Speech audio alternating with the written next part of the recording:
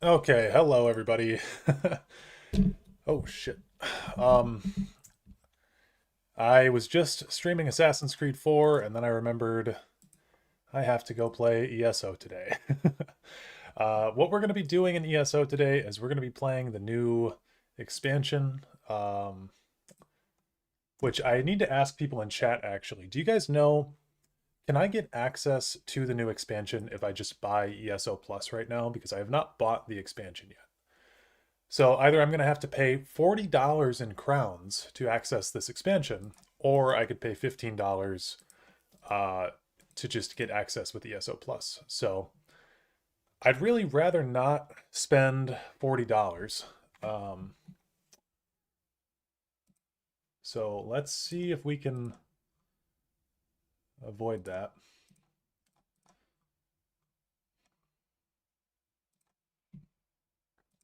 Do I mean Solstice? Yes, I mean Solstice. I have not played it. That's the new expansion as far as I'm concerned. So yeah, if I... How's it going?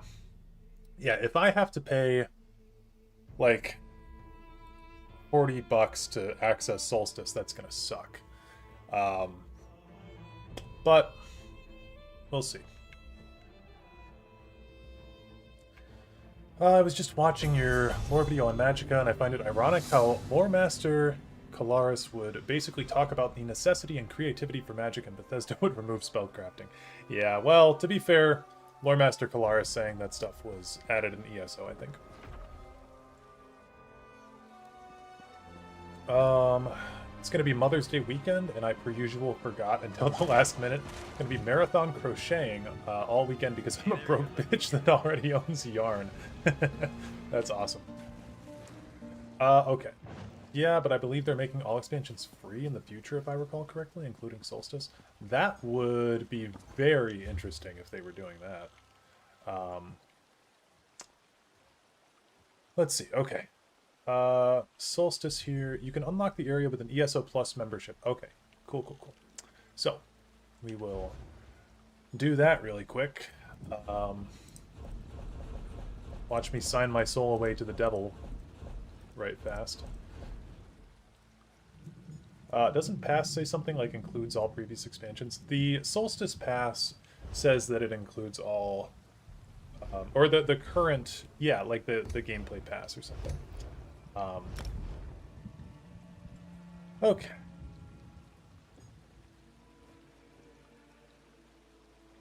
Yeah, I got the updated version that was like, let's see, I just need this for 1 month. Um, we might do a couple more ESO streams, fellas and lady fellas, because if I'm going to be getting ESO Plus, I might as well use it. Okay, add to cart. First time seeing you live, just wanted to say thank you for all the effort you put into your lore videos. Well, thank you for the kind comment. I appreciate it. Okay. Let's do that. Um, that should be good. I should have ESO Plus now. We might have to log out of the character and then log back in. But I believe that I purchased that. Yeah, you can see I got... Or no, can't see that. Let's log out and we'll log back in and see if I have ESO Plus. To join ESO Plus. Well, I thought I just did.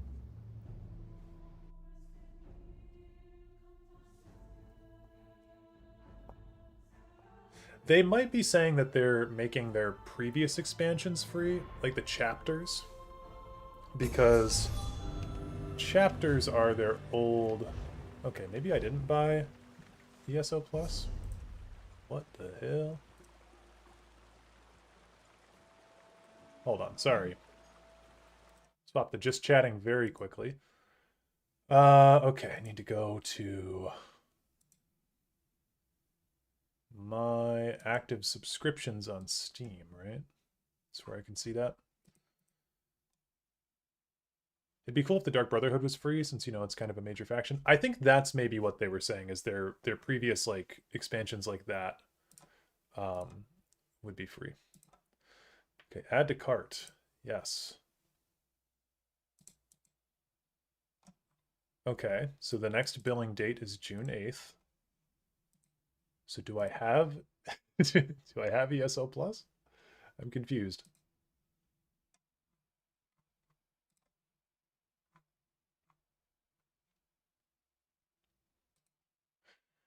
I might need to fully shut out of the game then, if that's goofing up like this. Let me quit out.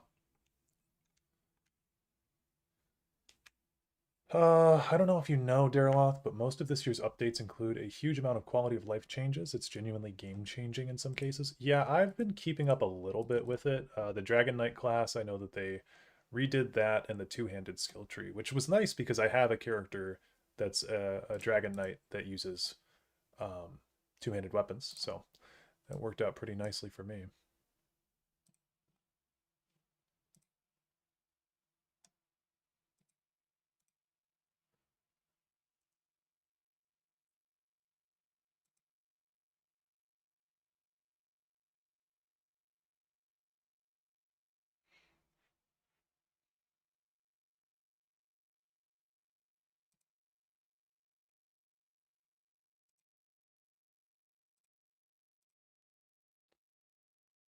Happy to catch you streaming. Real huge fan of your work. Hope to be as good as you someday. Appreciate it, man. Um, I'm really confused. I think I have ESO Plus. Yes, okay, it's in my library. ESO Plus is in my library. Good. So now we need to start the game. We will press play.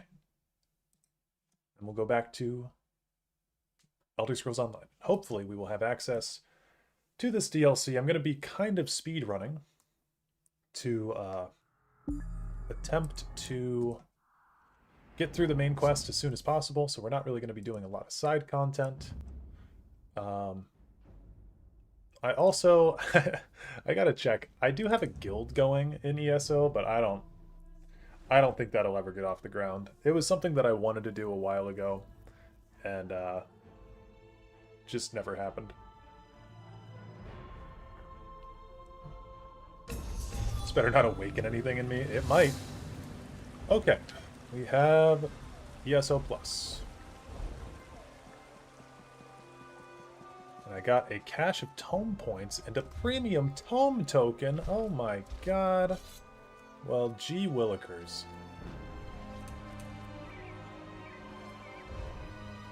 Current balance. I don't know what any of this means.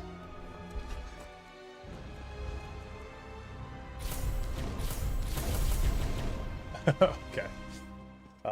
51 tome points. Zooey Mama.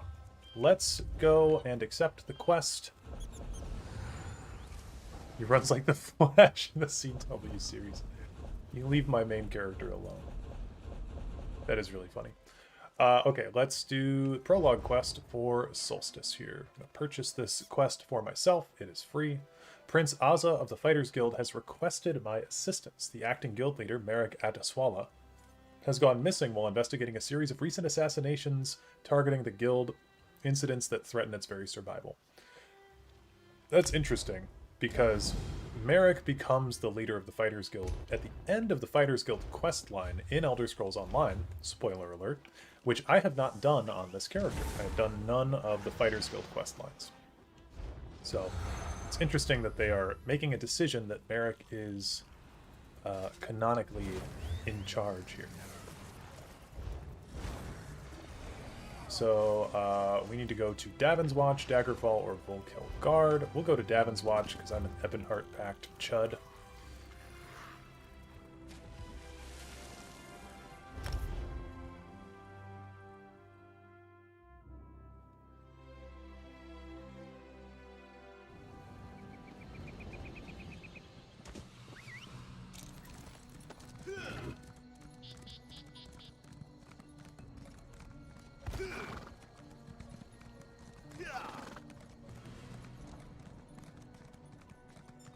Okay.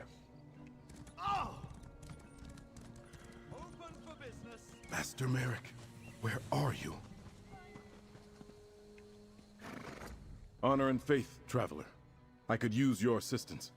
The Fighters Guild is under assault. Already 4 guild halls have fallen, and now Master Merrick, leader of the guild, has disappeared. It pains me to admit it, but I need help. Who attacked our guild halls? Our guild halls? I guess I am a member of the Fighters Guild on this character. Honor and faith, traveler. No one has claimed credit for the attacks, and evidence has been lacking.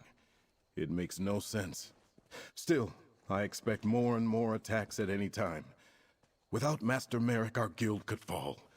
It's our biggest crisis since the plane meld. What do you mean Merrick has disappeared? Just that. I was supposed to meet him here, but he never arrived.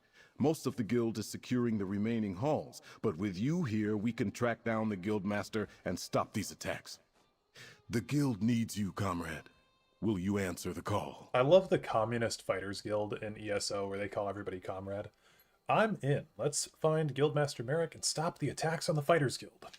I've received conflicting reports from trusted guild scouts. Merrick has supposedly been sighted in Malabal Tor, northern Alakir Desert, and East March.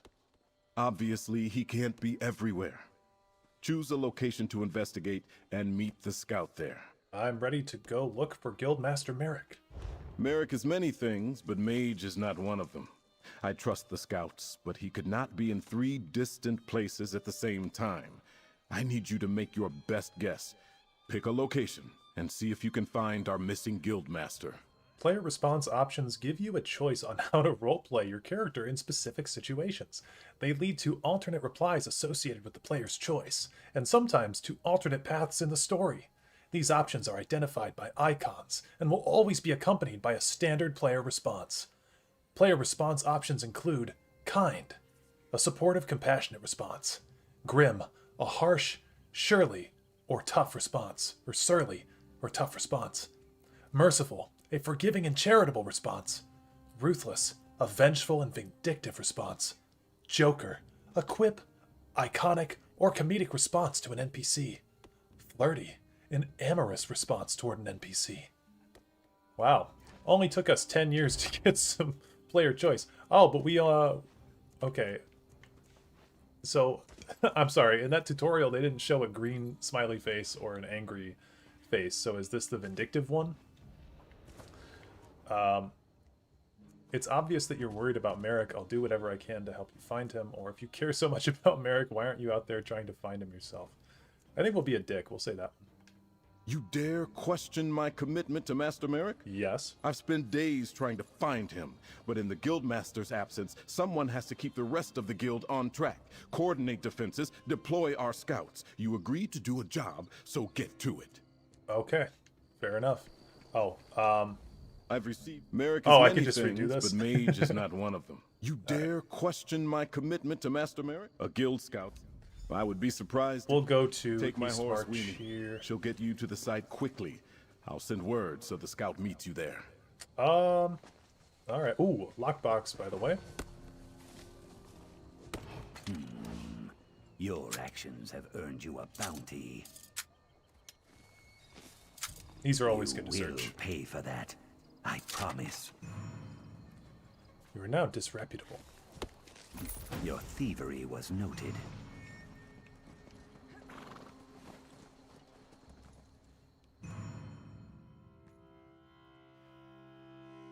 Okay, one of the old holes. So I've used a lot of ESO background art. Hey, the prince sent you?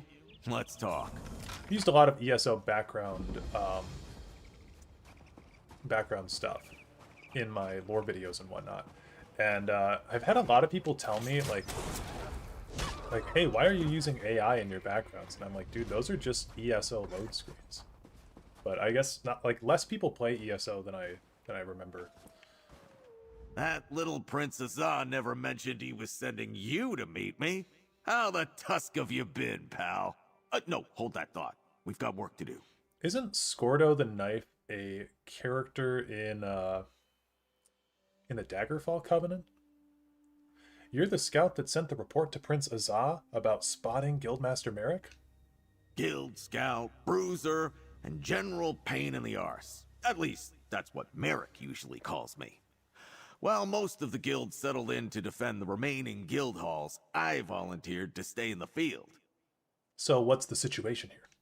I was looking into the attacks on the Fighters Guild when word reached me that the Little Prince had lost our guild master. When I heard rumors that someone who matched Merrick's description was in the area, I sent my report and started to investigate. And what have you found out? Trappers warming themselves in a Windhelm tavern claimed to see someone who looked like Merrick out this way. Said he was intense, like a man on a mission. I got this far and decided to wait for you. The trail leads east, so that's where we're going. I see you're still out punching everything that makes you even the slightest bit annoyed, Scordo.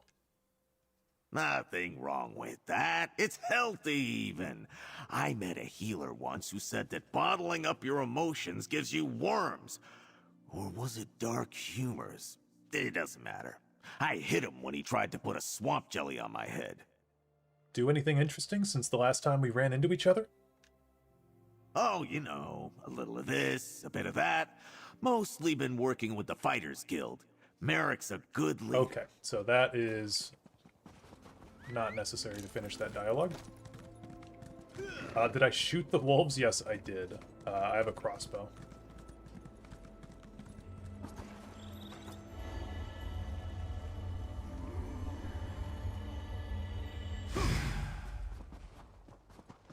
That trap on the ground looks familiar. Yep, that's one of Merrick's, all right. Uses them when he's too busy to stop at a proper inn. Let's keep going. That camp looks promising. See what those papers are all about. Okay. Many days have passed since I started investigating the attacks on the Fighters Guild. Multiple guild halls suffered heavy casualties, with no sign of forced entry. Through a series of informants, I learned several details. This is what I know so far. An unknown enemy, powerful enough to wipe out entire guild halls, is attacking the Fighters Guild. Clues discovered since I started my private investigation point to this same enemy showing interest in Rivenspire for some, as of yet, undisclosed reason. An informant provided directions to a possible campsite used by this unknown enemy. A simple map sketch follows. I was supposed to meet Prince Azar, but time is of the essence. I need to strike before the unknown enemy slips away again. The young prince has been an excellent student and will be fine on his own. Hopefully, when next we meet, I'll know who the attackers are and we can rally the guild to deal with them, once and for all. Merrick went after the enemy himself. That spot on the map, it's north of here. Okay. Let's go. Achievement unlocked. You there. I could use some help. Oh, this guy is wearing Worm Cult armor. That is the Worm Cult motif. That Fighters Guild warrior was a storm of fury. Left me alive so I could tell some prince what happened here. But neither of you looks much like a prince to me. Fighters Guild warrior? You mean Guildmaster Merrick? Tell us what happened here. Revenge happened. We misjudged the Guildmaster's skill and his anger. He let me live when I renounced the Order of the Black Worm. What you call the Worm Cult made me swear to tell Prince Azar everything I know. Well, Prince Azar sent me in his place. Tell me what you know. I don't think so. Not quite yet. My pain is great. Get me something to ease my suffering. Then, I'll share what I know. Pain is a great motivator. Say what you know, then we'll help you. You bastard! The pain is too great. I'll pass out or die before I can tell you everything I know. And then where will you be? Please, help me. And we'll both get what we want. I'm done discussing this. Talk now or Scordo here will make your suffering worse. All right, you bastards. I'm done with all this anyway. No promise of powers worth dying for. The Order of the Black Worm has returned to take vengeance on the Fighters Guild, the Mages Guild, and all of Tamriel. You know, I could probably use that dialogue from him, so let me go in. I gotta turn my other dialogue off. I think we'll probably be fine with just this. Let me go in and record really quick.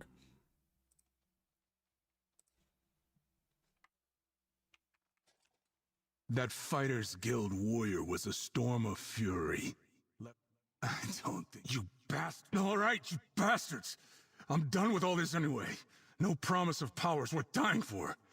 The Order of the Black Worm has returned to take vengeance on the Fighters Guild, the Mages Guild, and all of Tamriel. Okay.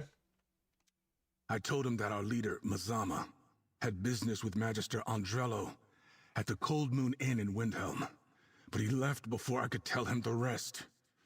We have a new weapon. I don't know any details, but Mazama called it a Soul Reaper. Hell yeah. Yeah. So that guy is dead.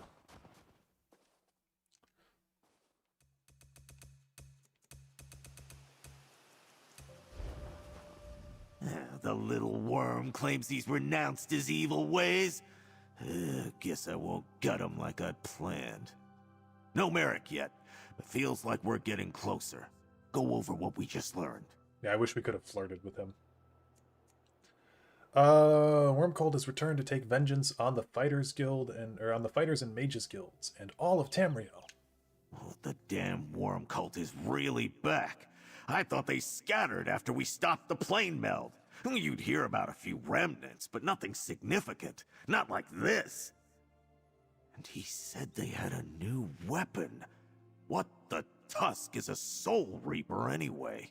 The cultists said their leader had business with a Magister Andrello at the Cold Moon Inn. Oh, that's in Windhelm, the stone building right by the southern stables. How about you find this Magister? Find out what business she has with Mazama, and if she's seen Merrick. I'll collect Weemy and wait for you outside the inn. All right. I never expected the enemy to be the worm cult. Thought they were finished after we stopped the plane meld. Obviously, Merrick has a plan to crush them. Let's get to Windhelm and the Cold Moon Inn and see what this Magister can tell us. Didn't we destroy the worm cult? I thought so, pal. They were leaderless after you and the companions beat that evil bastard Manamarco. When our little trip to Cold Harbor stopped Molag Bal's plane meld, the worm cult should have died. So how are they still around? I guess we forced them underground, but didn't squish them hard enough. Let's catch up with Merrick so we can do just that. Okay. Look for me outside after you talk to the Magister. I have a few more thoughts I want to share with this world.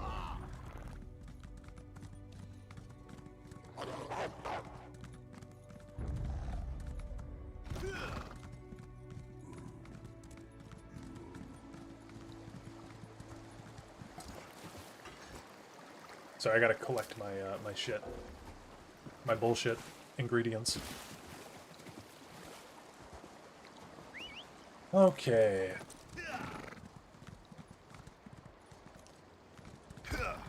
Ugh.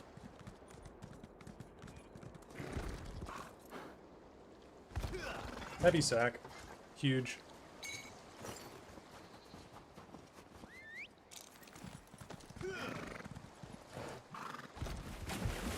Oh, chest, huge.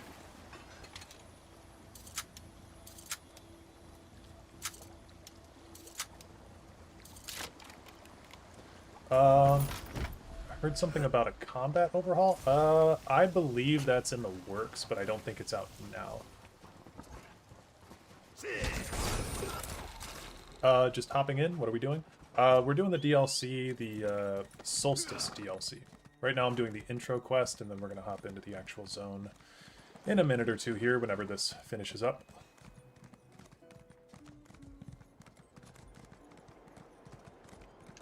It's probably a stable master here.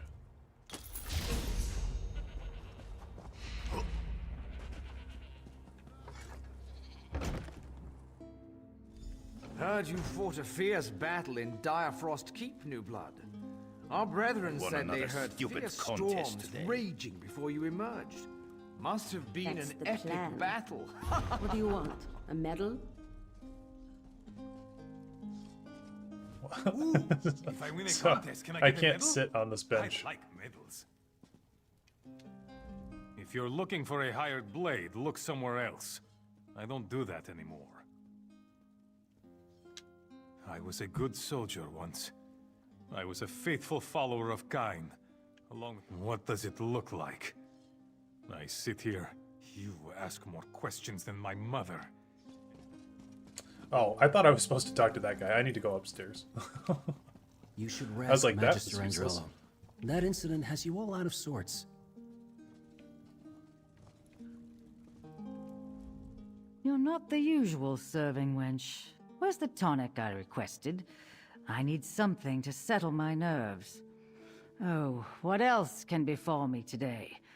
One more interruption and I'll never make it to Shornhelm on time. I have no idea who that might be. One moment I was about to board a coach to Shornhelm when a strange woman stopped me and looked deeply into my eyes. The next I was waking up here, feeling awful and very much put out. That was the second interruption. Merrick spouted nonsense about the worm cult, even as my apprentice spouted nonsense about seeing me board the coach to Shornhelm while he was carrying me here. Apprentice, arrange another coach. We must be off after I finish my tonic. Where's that damn serving wench? A mage of my standing can't miss the meeting at the Mages Guild Hall. It would be unseemly. Forget I said that. There is no meeting. She stepped out of the shadows and blocked my path as I walked to the coach. I remember her unsettling eyes as she stared at me. After that, I awoke. Okay. I actually hear the opposite complaint a lot, that a lot of people thought that Windhelm was too different. Because it doesn't look as shitty. Did you find the Magister, pal? Like, I think with Windhelm, they actually did a pretty good job at opening it up a little bit and making it, like, yeah, it is pretty much the same as it appears in Skyrim, but, like, I don't know. I think they did a good job at least making it look like it's not as run down. Like, this area over here isn't one-to-one, you know? Like, this has a Fighter's Guild over here, and, like, there's not the shops that are put up over here. It's, like, at least changed a little bit. Over here is kind of nice. Like, it's got this kind of ancient Nordic burial thing. Like, I feel like for this one, they did do some things to make it feel different. It doesn't feel like a copy-pasted, like there's a bank up here, you know? It doesn't feel like a copy-pasted Windhelm. Whereas the Solitude in ESO is, and the Solitude in Morthal are just straight-up copies. These are, like, adapted at the very least. I'll give them a pass on Windhelm here. And like Riften, we were talking about Riften the other day. Riften is very different in this game. They're like the same template, but opened up a little bit more. Holy shit, Argonian Guard and Windhelm. It's because of Magister, pal? Heavenheart Pact. I think I demonstrated a lot of restraint, waiting out here and not going inside for an ale or two. Any luck finding Magister Andrello? That's a strange story. And the woman, it could have been Mazama. Did the Magister say anything about Guildmaster Merrick? Wait. Merrick's notes mentioned that the enemy was interested in Rivenspire. Shornhelm's in Rivenspire. What could the worm cult be after in that part of the world? I've said it for years. ESO's dialogue is like written for a third-grade audience. Merrick's note mentioned that the enemy was interested in Rivenspire. Shornhelm's in Rivenspire. The Magister let slip that the Mages Guild is having some sort of meeting there. And Razawir the cultist told us the worm cult wants revenge on the Mages Guild as well as the Fighters Guild. This is bad. Let's get to the Shornhelm Mages Guild and try to catch up with Merrick. Okay, I'll meet you in Shornhelm. If you need quick transport to Shornhelm's Mages Guild, take Weemy. I'm sure Prince Azar won't mind. And even if he did, he's not here to stop you. Okay. I'll send words. I get the idea that this is meant to be, like, this is for convenience. Like, hey, if you want to get to Shornhelm, take my horse. And then you could just click a button and you can go there. But this dude just suggested that I take this horse from Windhelm to Shornhelm, which is way over here. If you need a faster mode of travel, take my horse. My brother in Talos, we are like halfway across the continent, if not more.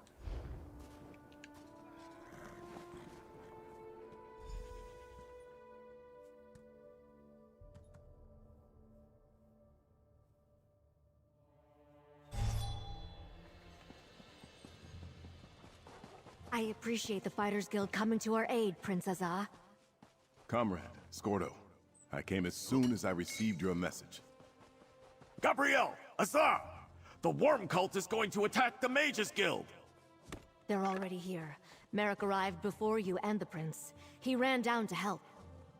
The attack's begun and Merrick ran down there? Damn! Tell Gabrielle what we learned, but be quick about it. It's good to see you, friend. But we have a situation. Somehow assailants infiltrated a private meeting beneath the guild hall and caught some of our most influential mages unawares. Merrick arrived and raced to help, but... Did Scordo say worm cult? Yes, the Order of the Black Worm is back and seeking revenge against the fighters and mages guilds. How can that... We eradicated them, didn't we? A threat of this magnitude must be crushed swiftly. The mages and Merrick can use our help. Can I count on you to join the fight? I don't remember it ever being a point that you demolish the worm cult in the main story. You just kill... Well, you destroy Molech Ball. Is that a point? Is that a plot point in the original storyline that you defeat the worm cult? I'm just going to be an asshole anytime that I can, too. Those worm cult bastards think they know death. I'll show them the true meaning of the word. A little on the dark side, but I totally understand the sentiment. I've dealt with the worm cult before myself. Would you recommend this game for fans of Elder Scrolls games? Depends on what you The door like. to the underground chambers is right over there. Be careful. Depends on what you like in an Elder Scrolls game. Guildmaster. If your main thing is that you like the gameplay of Elder Scrolls games and you like the experience of like going around and like clearing dungeons and stuff and like that aspect of it, then you're probably going to hate this game. This game is very, gameplay-wise, it's very, very different from a typical Elder Scrolls game.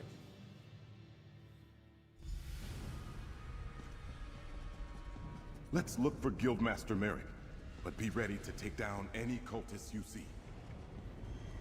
Okay. Just like at our guild halls, no obvious sign of forced entry, yet clear signs I of appreciate the help, stranger.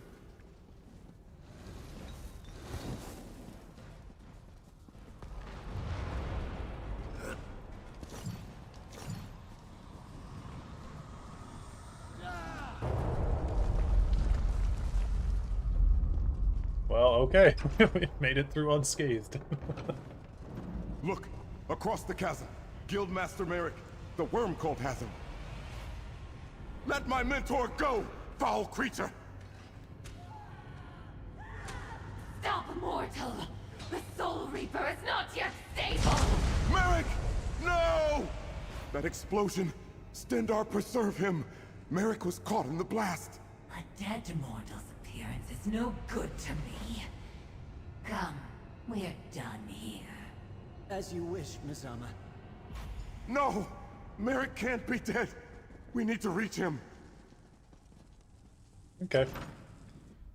What do I think is the No, worst please. written quest in Merrick ESO? can't be dead. He just can't. This one. This one's not great. Use By the levitation. gods, I wish, man. Merrick! Did they actually kill my boy? Merrick's Oh, I think they did. They didn't even give him an by the updated... swords of my They forefathers, didn't even I give will him an make the updated player worm model. pay. I came as quick as I... Oh no. Merrick. The Magisters. What happened? Merrick destroyed the worm cult device. It exploded and killed him. Comrade, please. Search the area and gather Guildmaster Merrick's weapons.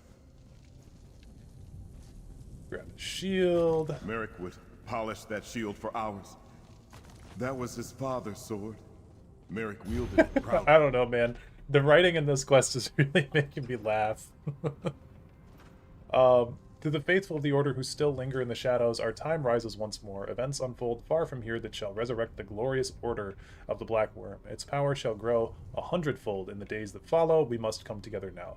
Gather all still loyal to our cause and purpose. Join us in the Worm Nest on the northern coast of Rivenspire. You can enter the lair through the cove south of the lighthouse. We will take our well-deserved revenge on the Fighters Guild, the Mages Guild, and all of Tamriel. For the Worm King. You found something. Let me see. I'll teleport the remains of that horrid device upstairs for study. What a loss. Merrick was our leader, my mentor. Practically a father to me since I joined the Fighters Guild. Thank you for gathering his sword and shield. Strange, though, that a Daedra was leading these worm cultists. What was that note you found? Strange that a Daedra was leading the worm cult? Dude, they were allied with Molag Bal in the main storyline. What is strange about that? One of the cultists must have dropped it. It's a summons for them to gather at a worm nest. Let me see. A worm cult nest on Rivenspire's northern coast? Stendarr blesses us with another foolish enemy, quick to put their plans to paper. First, however, we must go to the Fighters Guild Hall in Shornhelm. Tell Skordo what befell Merrick. Roxy, thanks for the $5. Yo, what up, Sergio? It's ya main man, keeper of the tracked perilous, and lover of Khajiit, woman, Roxy RPG. Hope you're doing well. Happy Friday, Big Dog. Happy Friday to you too. Thank you. Very much appreciated. Use the nearby doors to leave. When you assault the worm nest, the mages... Okay. Okay, so to clarify what we're doing here, we are going through, I'm doing a remaster of my Mana Marco lore video, and they actually added Mana Marco lore to ESO in this new chapter. So instead of just doing like an audio remaster straight up of my Mana Marco video, I thought that it would be fun to actually add some additional lore. Unlike, you know, a lot of remasters that we've seen, I'm actually going to be adding content to the remaster that I do. So we're going to be talking about Mana Marco in this expansion, but I would feel bad talking about the expansion for all of you guys without actually having played it. So that's what we're doing here. To answer what I think the worst written quest in ESO is, I do think that it comes down to Necrom or contingent of fighters to the Mages Guild. The battle's over, Skordo. God, what's the other one called? Guildmaster Merrick is dead. I keep wanting to say Gold Coast. Gold Road. Not Merrick! Hey, pal. Tell me what happened. That can't be right. What Princess Oz said. Merrick can't be dead. Tell me this is some sort of bad joke, pal. It's true. Merrick saved the Mages Guild and destroyed the... Or, sorry. It's true. Merrick saved the Mages Guild and destroyed the Soul Reaper. He died when it exploded. Those tusking bastards. I came back here to rally the troops, but I should have went down there with you. I could have saved Merrick, damn it. This is bad. What's the guild going to do without its guildmaster? And at a time like this? Skordo, you have to focus. Here's Merrick's sword and shield. He used to polish it. Gabrielle took care of his body. Oh, right. Of course. Merrick loved these. They were family heirlooms. I know, he used to polish it. He was proud to wield them in service to the greater good. He was always spouting nonsense like that. Yeah. All right. Tell me that you and the prince have a plan to make someone pay. Oh, well, we learned that there's a worm nest close by, on the coast of northern Rivenspire. Guildmaster Merrick is really dead, Skordo. I don't know how we're going to stop the worm cult without him. Skordo's correct. This is bad. How are we going to stop Mizama and the worm cult without Guildmaster Merrick to guide us? We have to do something, Princess Ah. I hear your words, but my mind is a storm of emotions. Merrick, My friend, my mentor, he died and I couldn't save him. I wasn't even at his side. I wasn't there to help him when he needed me the most. Stendarr, help me. I don't know what to do. Snap out of it, Azab. Show some damn courage and avenge your fallen comrades. You dare speak to a prince of the realm like that? Using harsh words to ignite the fires of anger and burn away the depression that was dampening my resolve. Well done. We may have lost Merrick, but we're not done yet. Thank you for reminding me. Of course, Prince Azab. Your words were like a raging fire in the forest, incinerating the despair that was strangling my soul. Before we take action, I want to commend you and reward you for your service, and ask that you stay to finish this with us. For Merrick. Thanks for the 776 gold. Is that a Fallout reference? Your strong reproach made me realize that the world doesn't stop just because someone we respected and cared about is no longer with us. We know who the enemy is and where to find them. The time has come to take the battle to the worm cult. What's the plan, Prince Azab? The note we discovered talked about a worm nest on the northern coast of Rivenspire. We must gather our forces, storm their lair, and deal with the worm cult leader, Mazama. The note could have been left there as a trap. Perhaps, but I don't think so. Fair enough. Everything happened quickly after Merrick destroyed the Soul Reaper and Mazama retreated. The job I hired you for ended when we found Merrick, but I'd like to extend your employment. Help us assault the worm cult nest. I'll help you destroy the worm cult nest and defeat Mazama.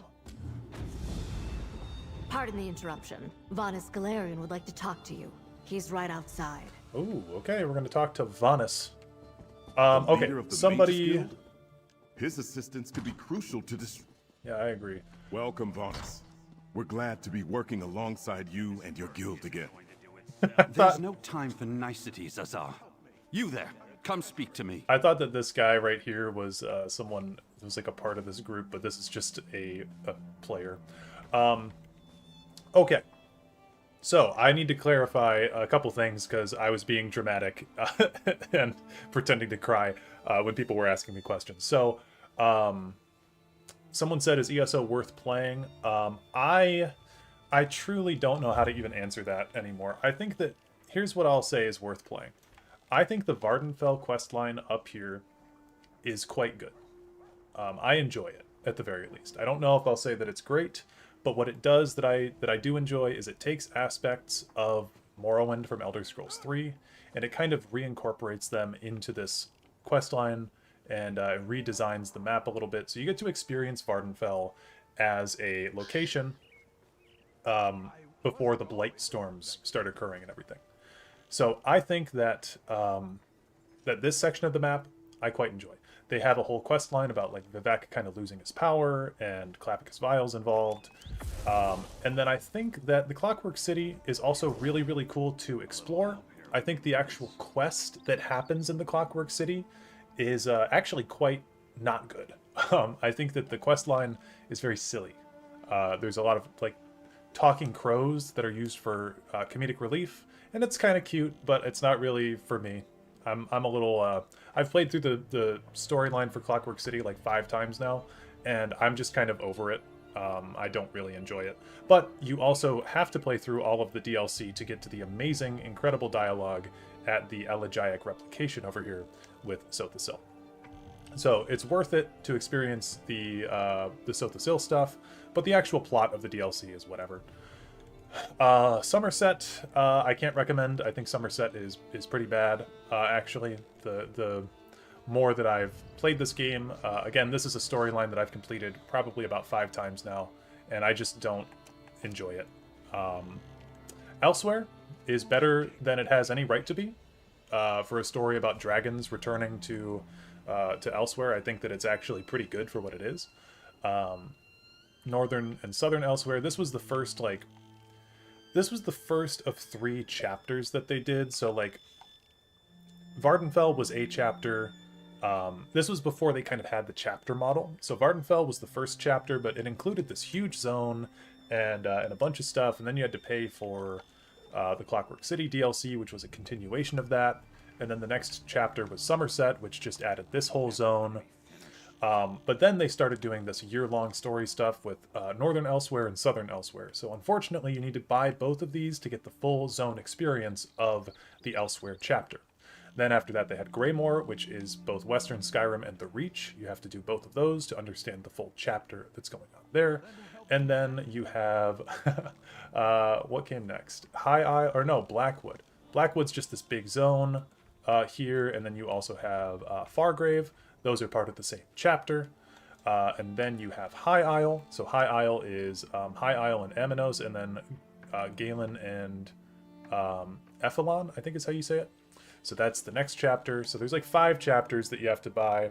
Murkmire is not a chapter. Murkmire is just a DLC that they released. It's not connected to anything. It's not a part of any of their chapters. The chapters were year-long storylines that they released. Yeah, Murkmire is not a chapter, though. Murkmire is not connected to the chapters. And then, yeah, then after that, they did, what else? Yeah, Orsinium's not a chapter. So year 1 DLC was Gold Coast. Actually, I would recommend Gold Coast. I think that the Gold Coast DLC is pretty good. Rothgar, I've actually never fully beaten Rothgar's DLC, but I've heard very good things about it. The Thieves Guild DLC, like year 1 DLC for ESO is actually pretty solid. I think it just got much worse as it went on. So, that's my recommendation. My biggest recommendation is do not touch the Telvanni Peninsula and do not touch the Westweald. Both of those zones are fucking horrible, and they should not be considered canon at all. That's my take on those. They're fucking horrible. A little help here would be nice. I beg of you.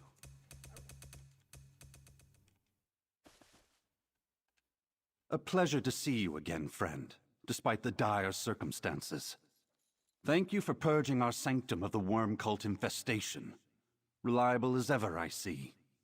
Please, describe everything you experienced during the attack. Spare no detail.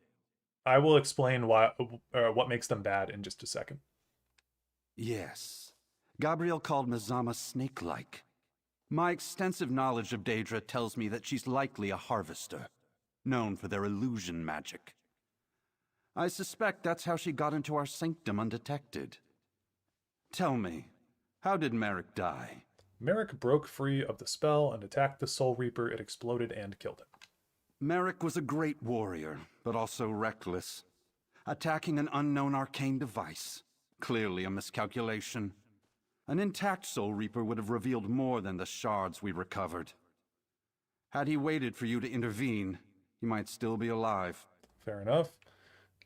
Merrick died to save your guild hall. Show a little compassion, you arrogant twit. Compassion has no place in events of this magnitude. How does a single life compare to hundreds, nay, thousands at stake from the worm cult machinations? I mourn Merrick's loss, but the facts remain the same. Now, where is the worm cult nest? On the northern coast of Rivenspire, in a cove near the lighthouse. I know that lighthouse well, and am aware of a cove to the south. Let me mark it on your map. We'll meet you there after I conclude my business with Prince Azah and Skordo. No guild can function without a guild master. Not even the Fighters Guild. What have you been up to since the last time we met, Vanus? What haven't I been up to? I am Tamriel's greatest living mage, after all. I had just started to get inclinations that the worm cult might not be as finished as we thought when word reached me about the attacks on the guild halls. I am beyond annoyed. Any thoughts about the Soul Reapers? Just that I wish we had an intact one to study. They've been appearing throughout the land at sites where the worm cult is engaging in hostile actions. Ever since Manamarco started his Order of the Black Worm, they've been nothing but trouble. What other business do you have with Prince Azah and Skordo? Isn't it obvious? With Merrick dead, someone needs to take the reins of the Fighters Guild until their ponderously slow council can select a new guild master. Since they're in the thick of it, Skordo and Prince Azah are the most likely candidates. And you can appoint one of them as the leader of the Fighters Guild? Certainly not, and I wouldn't presume. But in this time of trouble, We need a stable and functioning fighters guild to stand against the worm cult. Prince Azar has leadership training and was taught by Guildmaster Merrick. He's the clear choice. Okay. The Fighters Guild requires leadership. Champion of the Crucible. I suggest Prince Azar take command until your council Cool. can select So, let's talk about Necrom and Gold Road. God, you can hear those guys from so far away. Okay, Lighthouse is over this way. So let's talk about Necrom and Gold Road. Okay? And I'll turn my game audio back on very quickly.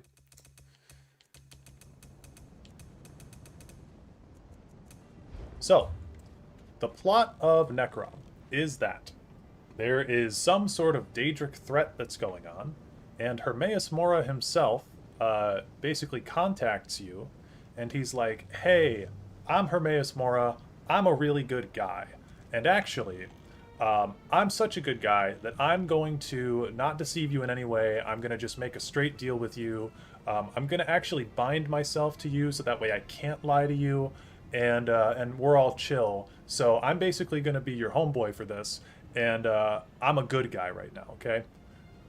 And what happened is, a while ago, I accidentally locked up this, well, not accidentally.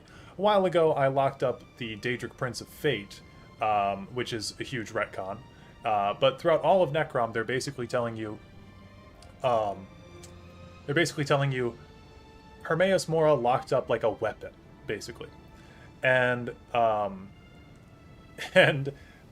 then you find out at the end of the expansion that it was Athelia the whole time. Athelia, the Daedric Prince of Fate, that is not real in my head. I do not even consider Athelia to be canon.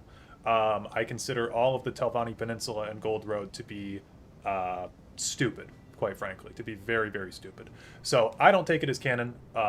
We talk about her in some of my lore videos and stuff because she's written into the games, but she's ultimately been written out of the games, and she's so inconsequential that nothing actually matters about the Telvanni Peninsula questline, okay? So, Telvanni Peninsula, all that this expansion does, is it sets up the Gold Road. The West Weald is this zone, okay? So, Necrom, huge waste of your time. If you ever choose to play this expansion, all that it does is take you through the steps of them releasing Athelia, because she's kind of bound. So then you start up West Weald and you spawn in, and they're like, hey, there's this weird entity that's hanging out around the West Weald, and it's Athelia, and so you have to go and talk with her and her Daedra Torvasard, and you can go around and like chat with her while she tries to figure herself out. And then that's West Weald. So you easily could have skipped all of Necrom because it was pointless. The Telvanni Peninsula questline is pointless because you spawn into West Weald and Athelia is just there and she doesn't know what happened. And anything that you did in Telvanni Peninsula it doesn't matter. So, yeah, you do that. Athelia starts to, like, you're trying to, like, basically put her away. And you'll notice up at the top here, you see my mouse right now? Up here, there's only 5 quests in this expansion. There's 5 quests in the main quest of West Weald. And there's 9 quests in the Telvanni Peninsula one. Now, the quests in West Weald, from what I remember, are extraordinarily boring. They're like a slog to get through. And many of the quests are like, hey, you're going to go here and do 900 things, and then the quest will end. So it's basically like there's 40 quests here, and they're all pointless. So once you get through those quests, once you've done all of Necrom, and I should mention Necrom also has Apocrypha as a zone, which is the coolest part. That is the coolest part of Necrom. If you're going to do anything, let's go to Apocrypha really quick, because the redesign of Apocrypha is quite cool. I will always give credit when they do something cool. The redesign of Apocrypha is nice. However, and Apocrypha is split in like 2 different sides. So this is like the red side, and then there's the more typical like green side over here. So,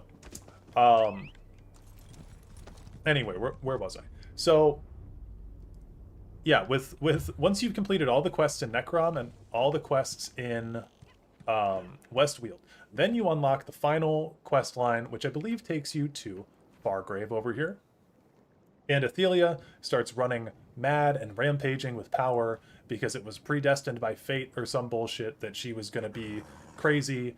And then she banishes herself to a dimension. So they invented alternate realities and the multiverse with Athelia. She's like the Daedric Prince of Fate, but also the multiverse. She can like see in different people's fate, where like she can see alternate realities and where strands of fate go. So she banishes herself to a realm with no magicka, where she will no longer be a Daedric Prince, because that makes sense. I guess if you take an entity like a Daedric Prince and you throw them into a different realm without magicka, they cease to be powerful or something like that. So she finds a realm with no magicka, throws herself in there, and presumably she works at a retail store or something now, in like Ohio. And that's the quest line. Oh, and then Hermaeus Mora does a Men in Black flashy thing, and he makes everybody forget that Athelia even happened. He just has this power now. They write in a power for Hermaeus Mora to be able to brain wipe everybody in the fucking universe. So they power scale the crap out of him. And yeah, he Men in Black flashy things everybody to forget about Athelia. She doesn't matter anymore. So I ask you again, if all the stuff in Necrom was useless, right? If this quest line was just setting up this quest line, and this quest line plus this quest line erases the memory of both quest lines, why did I waste my time playing any of that? That was just a huge, stupid DLC that I think everybody who bought that DLC should get refunded. What a horrible experience. Just got out of work and there's a Dareloth live. What a treat. How's it going, Jazz? Oh, God. So that is my rant on Gold Road and Necrom. She developed Starfield free lane update. Yeah, maybe she banished herself to Starfield.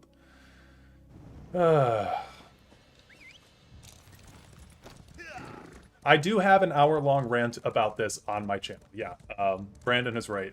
If you guys go and watch my Athelia video, I explain this in greater detail. So, huge waste of time. It was the worst $40 I ever spent in my life. I just got Necrom for the drip and the new class. The new class is cool, but you know what's cool as well is that you can go here to... Where is it? Upgrades? You can go here to Upgrades, and you can just buy the Arcanist class right here for 1,500 crowns if you want. Now, that's still expensive, but you don't have to buy Necrom to get the class. You can just buy the class separately. So, just don't waste your time. It's a pointless, not well thought out storyline.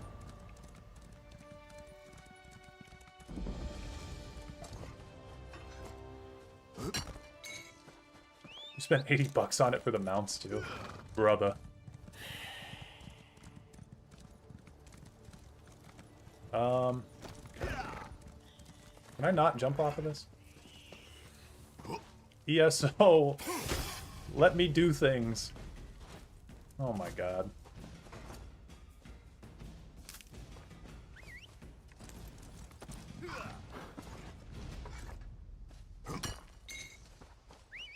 Yeah, the Arcanist class is cool, though. What's my build? I'm playing a Stamina Sorcerer, so I can go over the build really quickly. Necrom made me start ESO because I love Hermaeus Mora, and I saw that he was in one of the trailers. Oh boy. Yeah, actually the Hermaeus Mora trailer for Necrom is really cool. I think that they didn't really give him like a redesign necessarily, but like just a reinterpretation of him, because Hermaeus Mora doesn't really have like a consistent form. But it's really pretty cool. They installed a Chinese suicide safety net there. Okay. That explains why I couldn't jump off the side.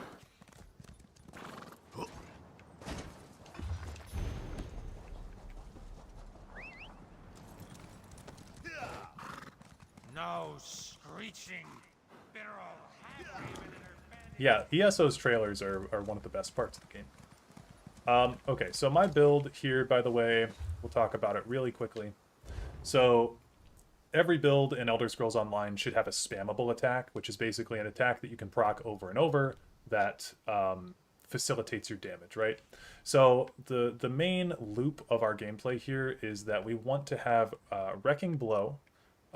We start off with that. So you deal the 9,000 damage here. That's not the important part. The problem, or the thing down at the bottom, is that it gives you Major Berserk and Empower for 3 seconds, which increases your damage done by 10%, and damage done with heavy attacks against monsters by 70. So if we just slam something with my uppercut attack here, we get a 10% damage boost, and then we just continue spamming Silver Shards, which has a cast time of instant. So we'll have a 3-second buff, and we can get roughly like 2 to 3 of the crossbow bolts off. And then we also have Crystal Fragments here. So Crystal Fragments is a Magicka-based ability. It deals 7,801 magic damage. Your next ultimate ability cast with 3 seconds. Within 3 seconds costs 10% less. That's cool, but the main part down at the bottom is that while slotted on either bar, casting a non-ultimate ability has a 33% chance of causing your next Crystal Fragment to be an instant cast at half cost, dealing extra damage. So we spam Uppercut, and then we spam our crossbow, and then anytime that we get the free Crystal Fragment, we spam that instead, because it's a free cost for the cast and it's extra damage. Then we have Hardened Ward. We keep this on the front bar. This is just a shield that it protects us really well, and it scales off of, I believe, max health. Scales off of max health or Magicka, and the shield is capped at 72% of your max health.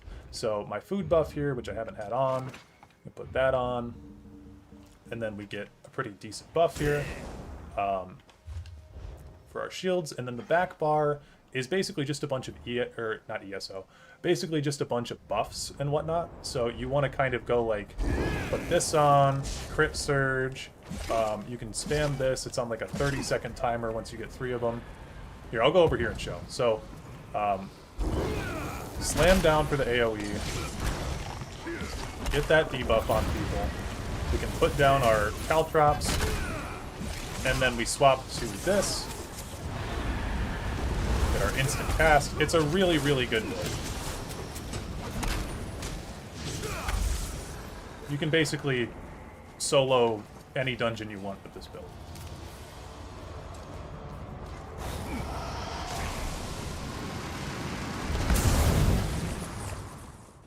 Okay.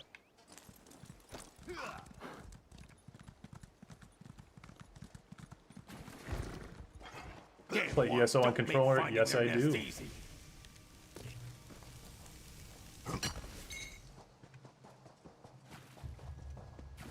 Keep looking. The nest must be here somewhere. The nest. Considering that Morrowind had a DLC with Hircine, Oblivion had one with Shea Gorath, and Skyrim had one with Hermaeus Mora, which Daedric Prince would you like to see get some focus on a Test 6 DLC? I suggest we split I think a Vermina DLC would be draw really less cool. attention Something and that hurry I've our been search for Mazama. wanting for a while is like a nightmare call. dream We'll go dimension. west. But I also think that I also think offer my that great strength. Bethesda would screw it up.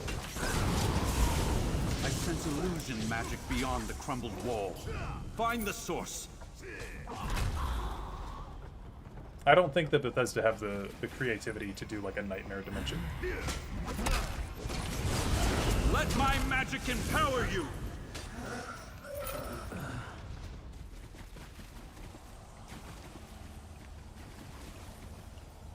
Yes, there's something here. I'll dispel the illusion. Okay, today we finished the relocation. A hidden journal. Vanis, Intriguing. Vanis, stop What does talking. it say? Today we finished the relocation of our research operation to the abandoned ruins in Rivenspire. The Order of the Black Worm used this nest for years without drawing notice. It was only abandoned after the plane meld was interrupted. At Mazama's command, we reclaimed it to continue our development of the Soul Reaper devices in secret. This journal tracks our ongoing results. Some confuse soul magic with necromancy, but our work on the Soul Reapers proves they are indeed separate disciplines. Fortunately, the Order doesn't lack for practitioners in either field. Imbuing the structure with necrotic energies allows it to sense the proximity of the recently dead, which triggers the soul gems within to activate. Then the altered gems pull the soul toward the device. Okay, wait, so they have... Imbuing the structure with necrotic energies allows it to sense the proximity of the recently dead, which triggers the soul gems to activate, pulling souls toward.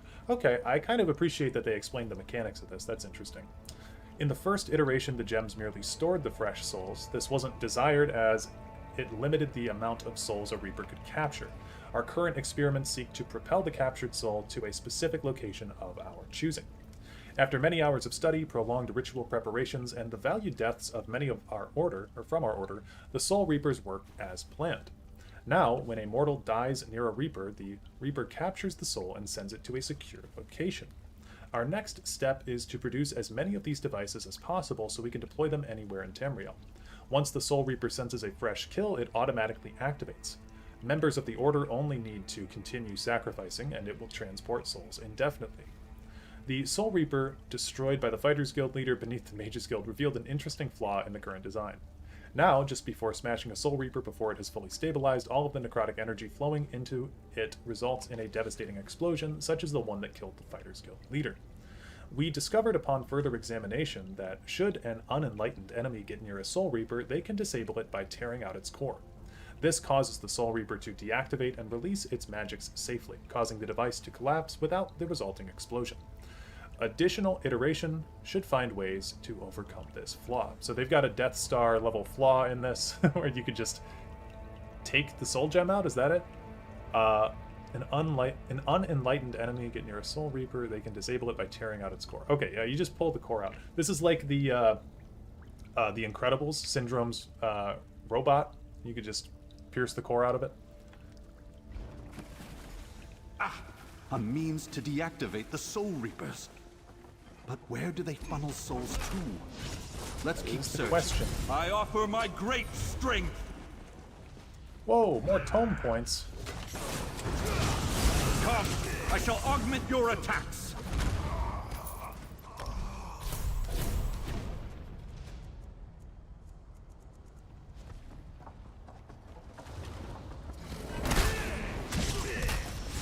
Let my magic empower you.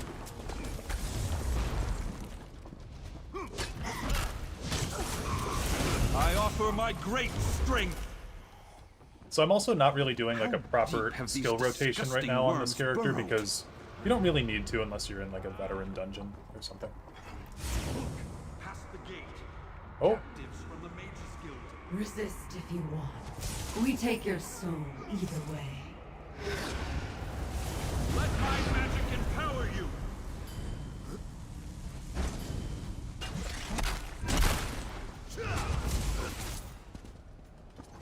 Okay, let me catch up on chat really quick. I think we shouldn't get Test 6 until Bethesda can figure itself out. Maybe they decide they have to take out Todd Howard French style. I think Todd Howard is, like... Destroy that abomination. I think he's probably a problem. Tear out its core as the journal I've always said, though, I don't know how much he actually does work on the games. Like, they can be destroyed without triggering a fatal explosion. Like, he was a producer on Indiana Jones, too. I don't know what that means. Like, I don't know how much input he had or what he did. But I highly doubt with something like Elder Scrolls that, that Todd Howard is, like, sitting there making adjustments to the games or, like, directing. I know he's the game director for Elder Scrolls 6, but, like, I don't know on a day-to-day basis what that job entails. I'd be interested to hear what Todd does. Because my idea is that basically, like, Todd comes in the office once in a while and, like, checks on progress and is like, oh, yeah, good job, guys. Nice. It's looking up to snuff. Now that I witnessed a Soul Reaper firsthand, the scope of the danger becomes quite clear. This goes beyond the threat to the fighters and mages guilds. But what is the Worm Cult's ultimate goal? Yeah, who's laughing now? You must have some notion about what the Worm Cult truly wants. I have contended with the Worm Cult longer than anyone. Based on previous encounters, they usually seek something disastrous. The more information we learn down here, the better. I sense illusion magic nearby. Let's search this room for its source.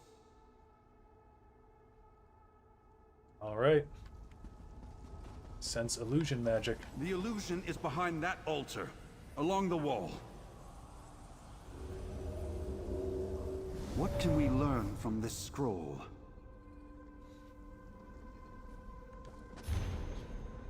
They thought us dead, but what is death to the Order of the Black Worm, or to a Daedra such as I?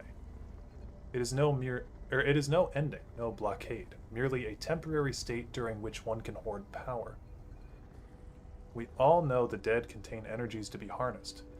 The Order was no different. We gathered our strength and emerged from the ground invigorated, hungry for revenge. We have worked in darkness and silence, gathered our resources and built new tools. Now our time has come to emerge from hiding, deploy the Soul Reapers, and siphon every soul from across Tamriel to restart our great and terrible work. I love a villain that knows they're being villainous. To restart our great and terrible work.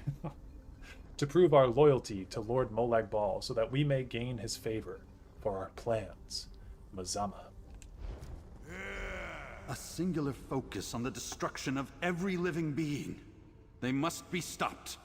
Our search continues. Okay. Let's go.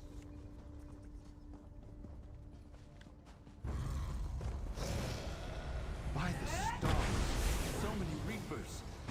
They could blanket all of Tamriel.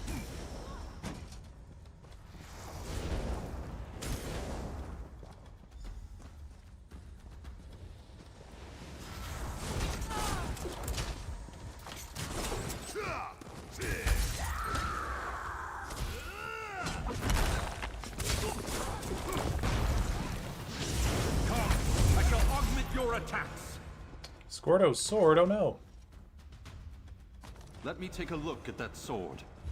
So they actually do have like Dark Souls level item descriptions in this game. Scordo's sword. Scordo's sturdy two-handed sword. It has seen many battles. Okay. It's Scordo's blade, all right. I'd know his tough, stubborn aura anywhere, and the sword reeks of it. He wouldn't have parted with his weapon. Not unless he had no choice. Our task now shifts from gathering information to rescuing Scordo the Knife. How do we find Scordo? By doing something reckless. We must split up. I suspect time is of the essence, and I won't see another member of the Fighters Guild fall this day. Take the eastern hallway, and be careful. Illusions abound in this place. Yeah, I think he said the word illusion like at least 5 times.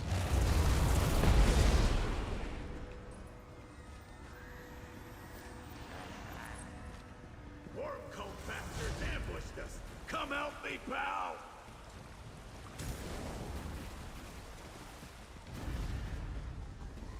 So one fun thing with ESO is you can kind of just run past every enemy, because they only have a certain range that they can aggro you from.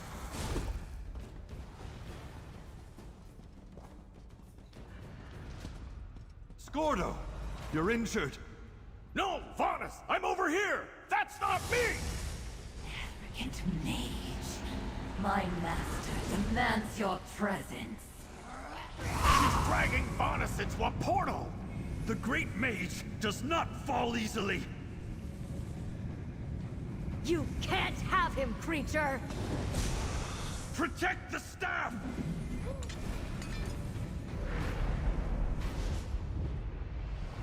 Oh, is that the First Eye of the Magnus? mage's Is this the head. Staff of Magnus? Next, the fighter's heart.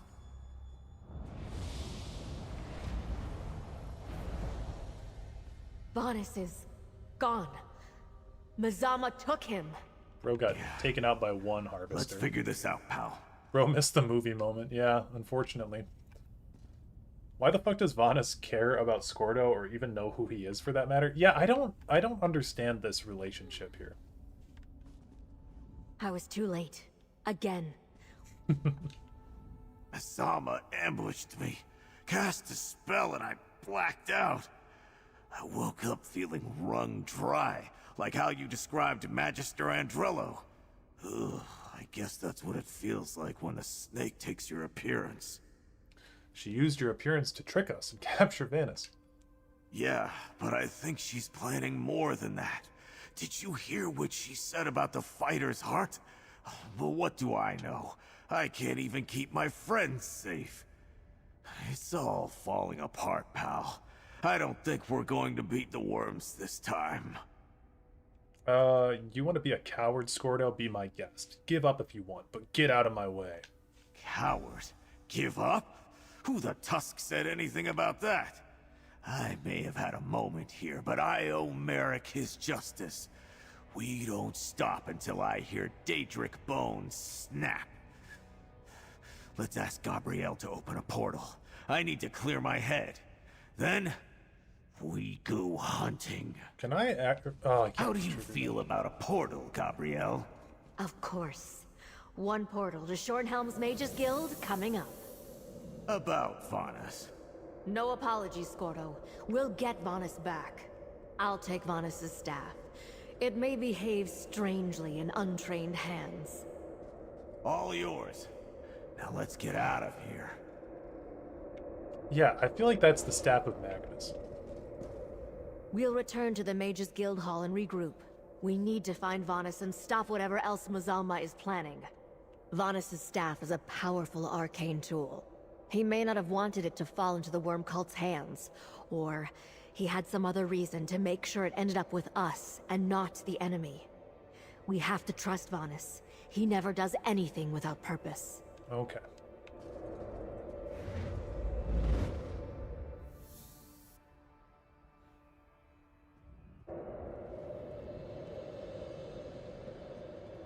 Tell me, what happened? Where's Vanus? I came as soon as I received Gabrielle's summons, just in time to see you all return. But where's Vanus? And why do Gabrielle and Scordo look so haggard? What happened at that worm nest, comrade? Vanus and I discovered a way to safely destroy the Soul Reapers, and we know their specific purpose. We can destroy the Soul Reaper? We know all this and the Worm Cult captured Vanus Galarian, the leader of the Mages Guild and the greatest mage alive. You probably should have led with that, comrade. First Merrick, now Vanus. By Stendarr's beard, what other disasters can befall us? Well, Mazama took Scordo's form and said, first the mage's head, next the fighter's heart. The mage's head obviously refers to Vanus. As for the fighter's heart, she already killed Merrick. I'm just a temporary substitute for the duration of this crisis. What could she... Set's tears! She means to attack the Earth Forge! An ancient dwarven forge now controlled by the Fighters Guild. It creates items of immense power. Merrick used it to craft a weapon strong enough to destroy a Daedric artifact. I can open a portal to the Earth Forge. Oh, that's convenient. Then Prince Azah and I have our own task to attend to. We do. What can be more important than defending the Earth Forge and stopping Mazama? Enough Reapers to cover all of Tamriel? We need to convince the alliances to join with the guilds, just like last time. Good luck with that. It took Vanus to get the Alliance leaders to work together last time. Wait, you know where the Earth Forge is? The Antiquarian Circle knows many secrets, Scordo. Now go. You have your mission, and we have ours. Right. Come on, pal. Through the portal! Thanks. They really love saying comrade a lot. Are they communist? Yeah, we talked about this earlier, and they dress in red. It's pretty funny. There's a theory that the Staff of Magnus in Aldmeri Dominion's main quest is fake, or at least Vanus stole the tip of the staff. Oh, so does he have the actual Staff of Magnus here? No hate, I took a break to do some chores, and it looks like all you do is talk to NPCs who tell you where to go constantly. Yeah. Oh, let's talk before we rush in. Sure. Look at what Mazama and her worms have done! Sure, but I let myself get captured. Let Mazama use her illusion magic on me. You saw how she pretended to be me to capture Vanus? Yeah, optimism. Okay, I'm just skipping this.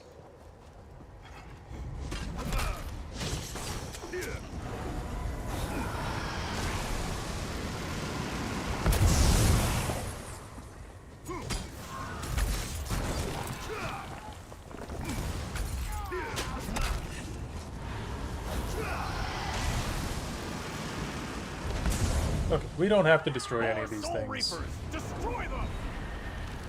What DLC slash expansion is this part of, by the way? So this is the intro quest to the zone expansion. But this is the Solstice DLC.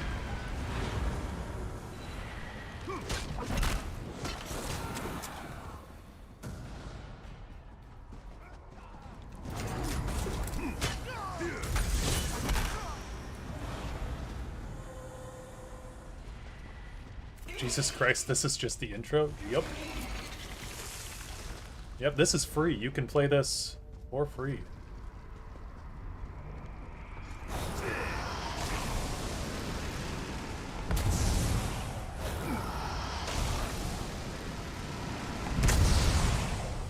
I won, mortal.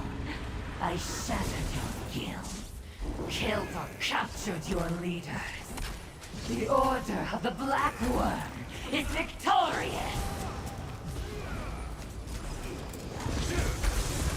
Gaze into my eyes. Succumb to my illusion. She really is a master of illusion. She's like Dana Carvey in the award-winning movie Master of Disguise.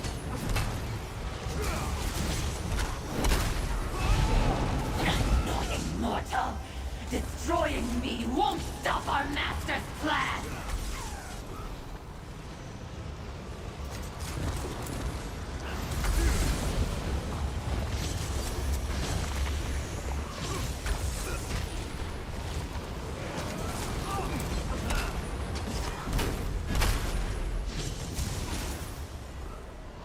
Okay. Wonder why she didn't just Well open a done, portal friend. and suck me into You it. made Mazama pay for Merrick and all the deaths she caused.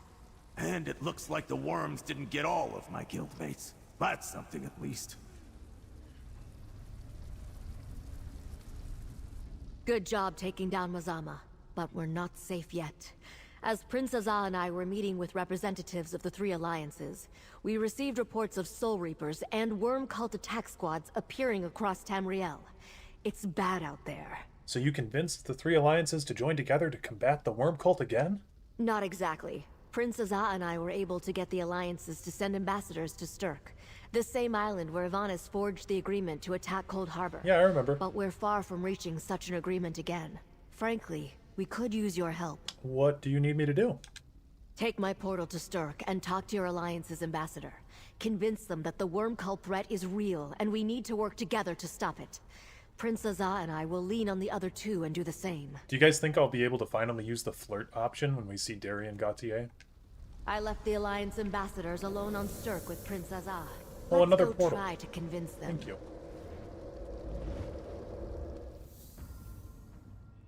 Second era of 582 was one hell of a year.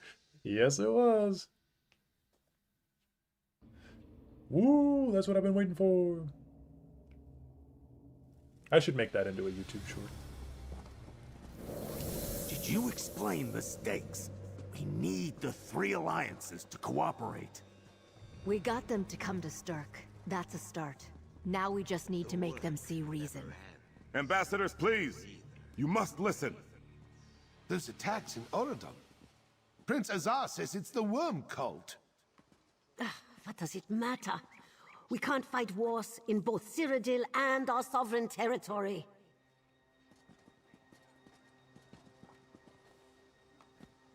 Prince Azar said Gabriel was bringing the hero who uncovered this plot. Let's hear them out. Prince Azar insists that all of Tamriel is in danger. Would you care to elaborate? I need more details if I'm to make a recommendation of any sort to my superiors.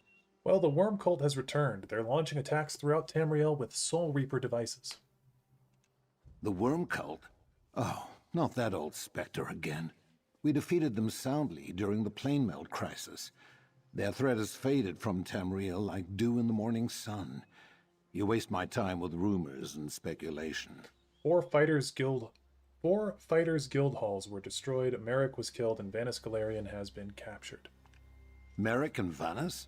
That shines a very different light on the subject. I can see why Prince Azar and Gabriel seem so worried. Here's a I'll little bring this gripe that I information to my have. superiors right away. Here's a little gripe that I have with this storyline too. Merrick becoming the head of the Fighters Guild was a side quest. It was not main quest related. So, to my knowledge, Merrick and Vanis never interacted in the base game of ESO. So, yeah, someone said earlier, like, why does Vanis care about Merrick? I'm having that same feeling where I'm like, I don't remember them ever having a prior relationship, but like, we're just, I mean, it's fine to just roll with it, but it feels a little unnatural. And I don't know why Merrick got roped into this quest line, really. I'm sure I speak for my fellow diplomats when I say we will pass on the information, but can make no promises. Vanis' staff. It's reacting to you, friend. Reach out and see what happens. Reach out and see what happens? This isn't my doing. Vanis' staff seems to have a mind of its own. Take a closer look. This isn't my doing. I love Vanis. I love how it's reacting. It's just like, touch it. My time is short. I am very much relieved that my spell succeeded and reached you. And I see you've gathered the alliances. Good, good. Needless to say, the worm cult captured me. My spell won't last long, so listen closely to my instructions. Misama teleported me and locked me in a cell. Reminds me of Cold Harbor, but also it doesn't. A problem for later. Listen, the Soul Reapers are just the start. The worm cult has a hidden nest. It's amassing forces to launch a devastating attack. A hidden nest? Where? My guards mentioned an isolated island called Solstice. If I learn more, I'll contact you again. But you must convince the alliances. They must join with the guilds again to stop this threat. If not, the worm cult will bring death to all of Nirn. If even the great Vanus Galarian is worried about this threat, we have to act. Now. There's no time to waste, comrade. Come, let us speak. Sure thing, comrade. Between your efforts and Vanis' message, the Alliance ambassadors finally seem willing to throw us their support. And from what Vanis told us, I suspect we'll need it. A rescue must wait. The threat hiding on Solstice is our first priority. Just as the alliances, guilds, and heroes of Tamriel joined forces on Stirk to end the plane meld, we must do so again to stop the worm cult on Solstice. Your actions were instrumental in revealing this threat. I hope we can count on you again. It's clear now. We need to work together if we're to have any hope of defeating the worm cult. Alright, I got a mud crab pet, so that's kind of awesome. What's he look like? And what should we call this newfound camaraderie? How about the Stirk Fellowship? This island has a habit. That's pretty cool. Part of these things. I actually had the mind-shriven skin for one of my characters way back when. Alright, so we need to now start the actual quest, which is over here, in Solstice.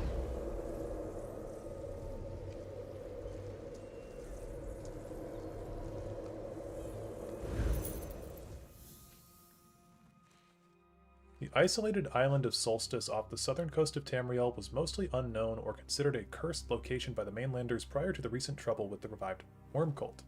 Something Stirk. What is this architecture? Over here, mainlander! I need to speak with you! Is this supposed to be like... What is going on over there? That's like vibrating on my screen. Do you guys see that? Like it's vibrating in a very weird way.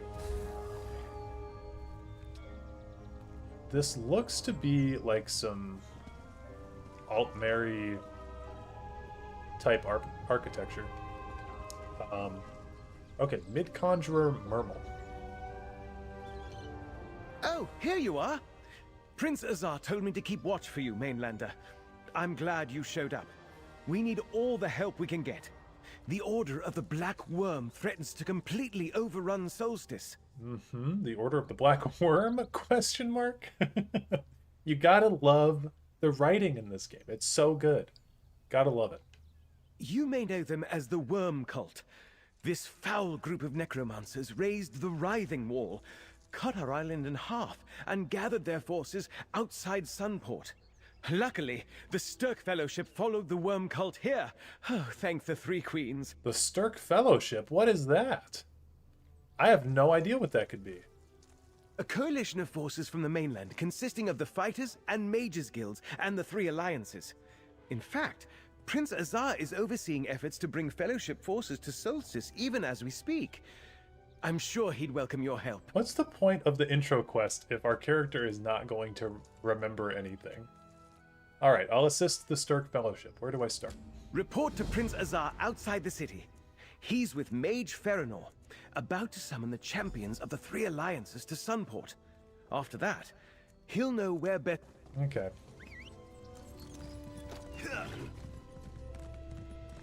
What's the next step, Mage Feranor? The portal anchors when you're ready, Mermal. Go on. I'll follow your lead, Mage Feranor. I see you made it to Solstice. Good. We need you. The Worm Cult began this fight by unleashing their Soul Reapers on the guilds and alliances, by killing Guildmaster Merrick and taking Vonis Galarian captive. They started this war. We'll finish it. A war? That sounds a little grandiose for a group of cultists. Nonetheless, it is a war, and the Worm Cult is no minor threat. We came to Solstice to stop the cult and avenge our fallen comrades. But when we arrived, we encountered veterans from the Fighters and Mages Guilds, mostly. There are some soldiers from the Three Alliances here, too. Oh, they are. But with the war in Cyrodiil still raging, they require more proof before committing more soldiers. In fact, Feranor and Mermal are preparing a portal for their representatives. Take these portal anchors and place them around the area. Then tell Mage Feranor when they're set. I know Sunport has a city guard, but no army to speak of. But outside the city walls, only a handful of warriors protect the scattered villages, and the Worm Cult roams free. Sunport has held the cultists off so far. Barely. We're still trying to figure that out. I thought the Worm Cult was broken forever when the Allied forces stormed Cold Harbor and stopped the plane meld. Nothing else makes sense. The Sunporters noticed suspicious new arrivals over the last few months. Sinister figures slipping off to the wild eastern half of the island. So this is just Argentina post-World War II. Got it.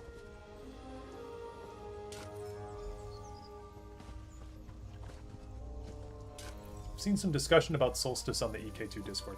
Was Solstice not a lore location prior to this? Like, did ESO just invent this island? Are the anchors all in place, I'm actually newcomer? not certain. This is trickier than it looks. No, the next steps in the ritual are... Okay. Stand back. I'm skimming the dialogue This of these people special because touch. it really is very unimportant. First, they will bring the foot soldiers through.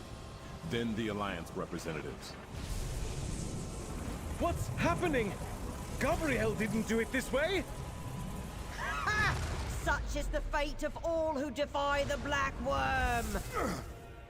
Where's Feranor? Mermal, what just happened? So why does Merrick die when things explode by him, but Mermal and Azah are fine? I do not believe it! Mage Feranor deliberately sabotaged the portal spell while the Alliance representatives were in mid-transport. Oh, I wish Gabriel Benelay were here. UESP page for Stirk exists. Well, Stirk is not a made-up thing. Stirk has been an island for a long time. She unraveled the spell in But I mean Solstice. teleport. Solstice is different. I tried to salvage it, but barely managed to pull the shredded magicka back together. These soldiers were knocked senseless, but I think the representatives made it through after I diverted them from Sunport. Did you see the motes of light shooting off in different directions? Okay. I do not believe it. Damn that Feranor. The Dominion. Let's see. I do not believe it. Yeah, we don't need to know Damn any of this. that Feranor. Would be an asshole. I share your anger, comrade, yet justice I did. She currently... Okay.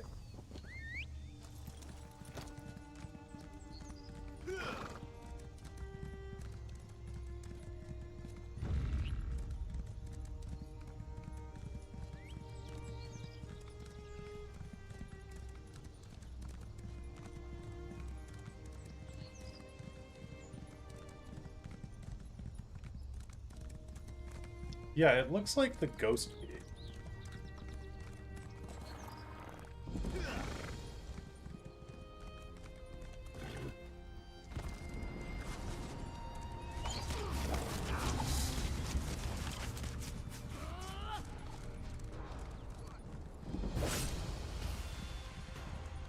Also, let's see how many quests... Okay, we got 11 quests to do here. That is a lot.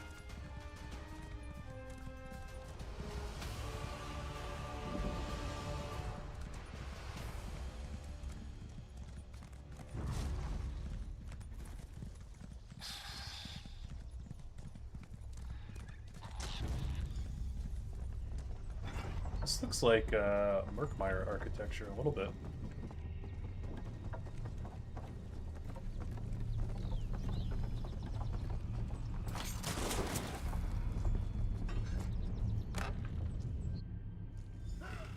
Who's there?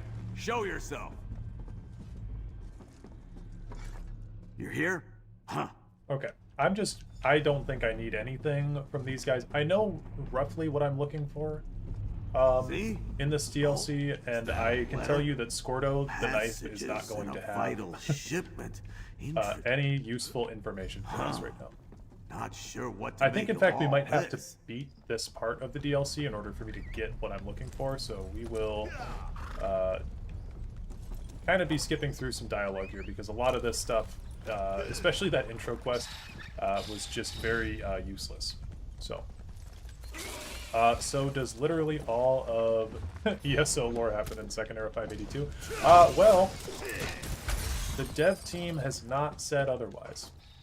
So the joke around Second Era 582 is that anytime you're looking on the UESP pages or anything, if you're looking for like ESO related material, the thing that every ESO article basically starts off with is circa Second Era 582. This stuff happened because the developers in over 10 years have not released a timeline for any of the events who have or for any of the events that have transpired.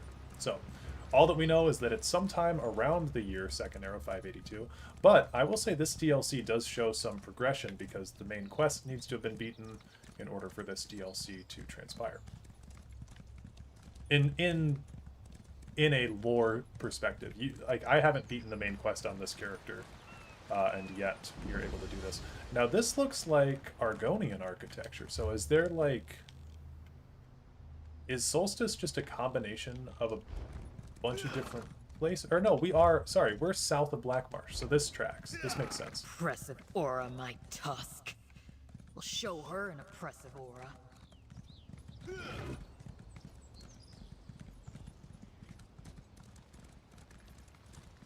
Didn't know that they haven't provided a timeline at all. It's kind of crazy. Yep, the only thing we know is Second Era 582. This game is what an Amazon-produced test series would be like. Yeah. Still think it's crazy there are people who hardcore defend the Fallout show. I think Fallout's fan base is just all over the place. Like a lot of people really like that show casually because they just don't know that it's like breaking the lore, which I didn't know that until recently either.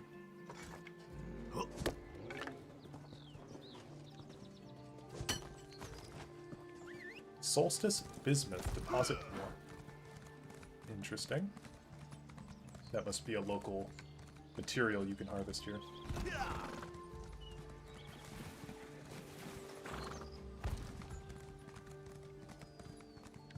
Shatate, this is remarkable.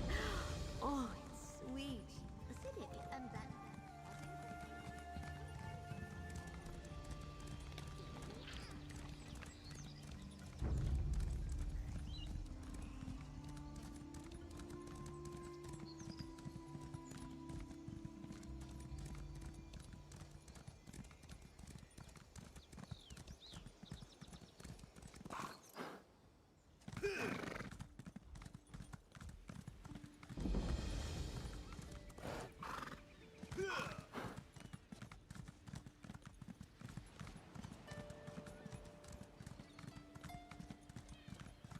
Hey, I recently started watching your vids, love your content, played a bit of ESO before, 150 hours-ish. Would you say it's worth picking up again? We had this conversation a little bit earlier. I think it really depends on what you are looking Rigert for would like to speak words with you, in my your friend. Elder Scrolls experience. Out of the way, Rigert.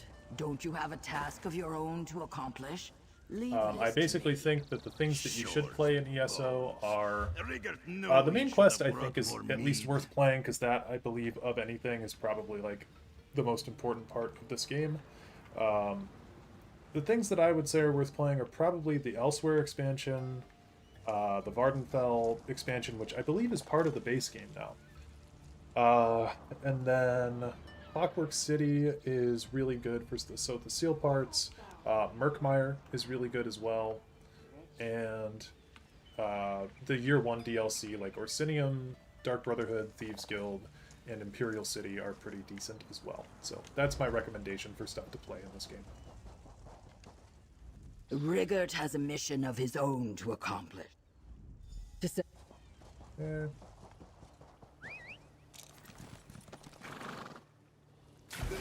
I mean, it is kind of fun seeing these characters here, like Rigert the Brash and Waxen Ash are characters from base game Ebonheart Pack.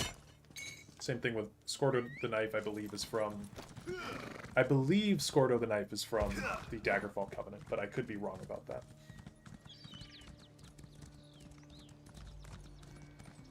At last, someone arrives. On behalf of the Nord Cultural Honestly, I kind of view it like junk food to chill out to, but it's overwhelming the amount of stuff there is. Yeah, I just don't even do I don't even do any of the side quests in this game anymore. Don't forget Markarth for the Reach lore. I actually have not played Markarth, so the content that I have not played in this game, I've not beaten Western Skyrim or the Reach, and I've not beaten High Isle or Galen. So I can't give a recommendation on those because I haven't played them.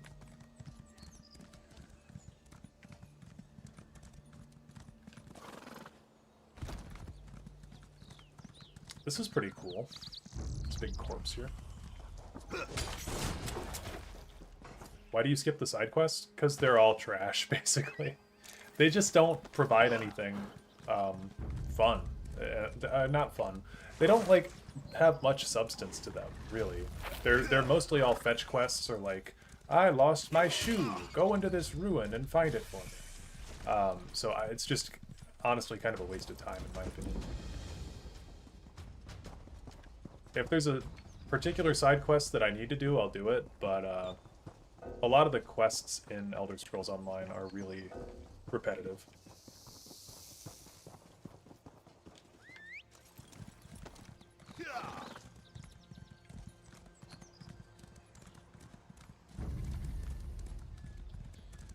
But yeah, every once in a while there's an interesting side quest, so... Most MMO quests are kind of terrible, exactly. I used to do side quests back when I was like 15 and I was in high school and I had time to do that, but like, I don't know, man. As a full-ass adult, I don't have time to be going around Elder Scrolls Online, like, doing fetch quests for random-ass people. Okay, we are going that way. You know, it's just like, how much do I actually value my own time? And that's been a big part of, like, gaming for me for a while now, is like, I just feel like I don't have the time to sit down and, like, do stuff. I thought there'd be unique rewards. There are some unique rewards for doing stuff. Like, if you do... Okay, so one of the zones that I have actually completed, and I think it's on this character. Oh, never mind. Okay, Vardenfell. I've completed a bunch of Vardenfell, but like, you do get stuff, but it's like MMO type stuff where it's like, if you want to know life on an MMO and make like an incredible house with a bunch of really cool decorations, then you can do a bunch of stuff to earn like housing rewards, or like, let me get to a spot where there's not enemies. Like these types of things here. In your collections, you go to mementos. So you can earn mementos from doing quests, right? Gotta kill this guy. So you can earn mementos for doing quests. So like we just did the Almalexia quest a couple weeks ago. So like you earned this. Okay, this is your memento. You can click that and get a light that follows your character around for 20 seconds. So if you're really into stuff like this, the Chains of the Ice Switch, acquired by completing the quest The Coven Conundrum. You know, if you're really into getting stuff like this, then yeah, I'd recommend doing side quests. But for the most part, it's not really worth your time. Go aid me, Lady Meridia. Help me find what I seek. But again, there can be some interesting ones. Would you say investing in crafting skills is worth it? Yes. My character right here is a master crafter. So I've said for a while, like, my main thing with ESO is that I do think this is a pretty fun MMO. What I like about this game is, like, you've noticed that I've been stopping to, like, collect items. I like the crafting. I like the, like, selling aspect of, like, selling stuff on the guild store. I like coming up with builds for like gameplay stuff. I like being able to like collect items. So like you can go here to armor styles. Like I like collecting armor styles here and like teaching my character how to make different things. There's tons of different armor styles in this game. What else? Is it set items? So there's different sets in zones as well. So like you can collect different sets and then craft them later. Like I use the, not Mother's Sorrow, it's in Stonefalls. I use the, I think it's Silks of the Sun. This is a good set. So you can see on the right here, like if you have 2 items, 3 items, 4 items, and 5 items of this set active on one character, then it gives you an overall buff where it adds 363 weapon and spell damage to your flame damage abilities. So I've got a fire sorcerer that uses this set and a couple others to try to maximize that fire damage. The set that I'm using now is a combination of Stormfist, which this is a monster set where if you have 2 pieces of the set, when you deal damage, you have a 10% chance to create a Thunder Fist to crush the enemy, dealing a bunch of shock damage. It's like a Storm Atronach set. And this armor that I'm wearing right now is actually just a costume over my real armor. So I'll show you what my real armor looks like. So there's like costumes that you can make with the styles that you know. This is my real armor right now. It's like the helmet is a Storm Atronach's head, and the shoulder is a Storm Atronach's, you know, whatever. And then the rest of the armor is just stuff that I made. But I haven't actually dyed the armor or anything. I have a costume over it that I've worked to get like dyes and stuff. So getting like in-game achievements can give you dyes. Again, a lot of the rewards that you get are like cosmetic stuff. Fascinating.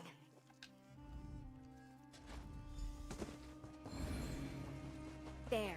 While I hold my spell of searching, you examine anything that glows. Spell of searching.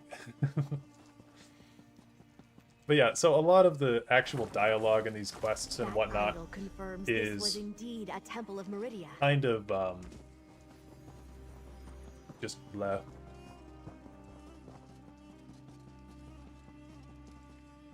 Interesting. I just find that in the early stages, crafted gear tends to be so much worse than the stuff you get from dungeons/quests. Guess I got a lot of grinding to do.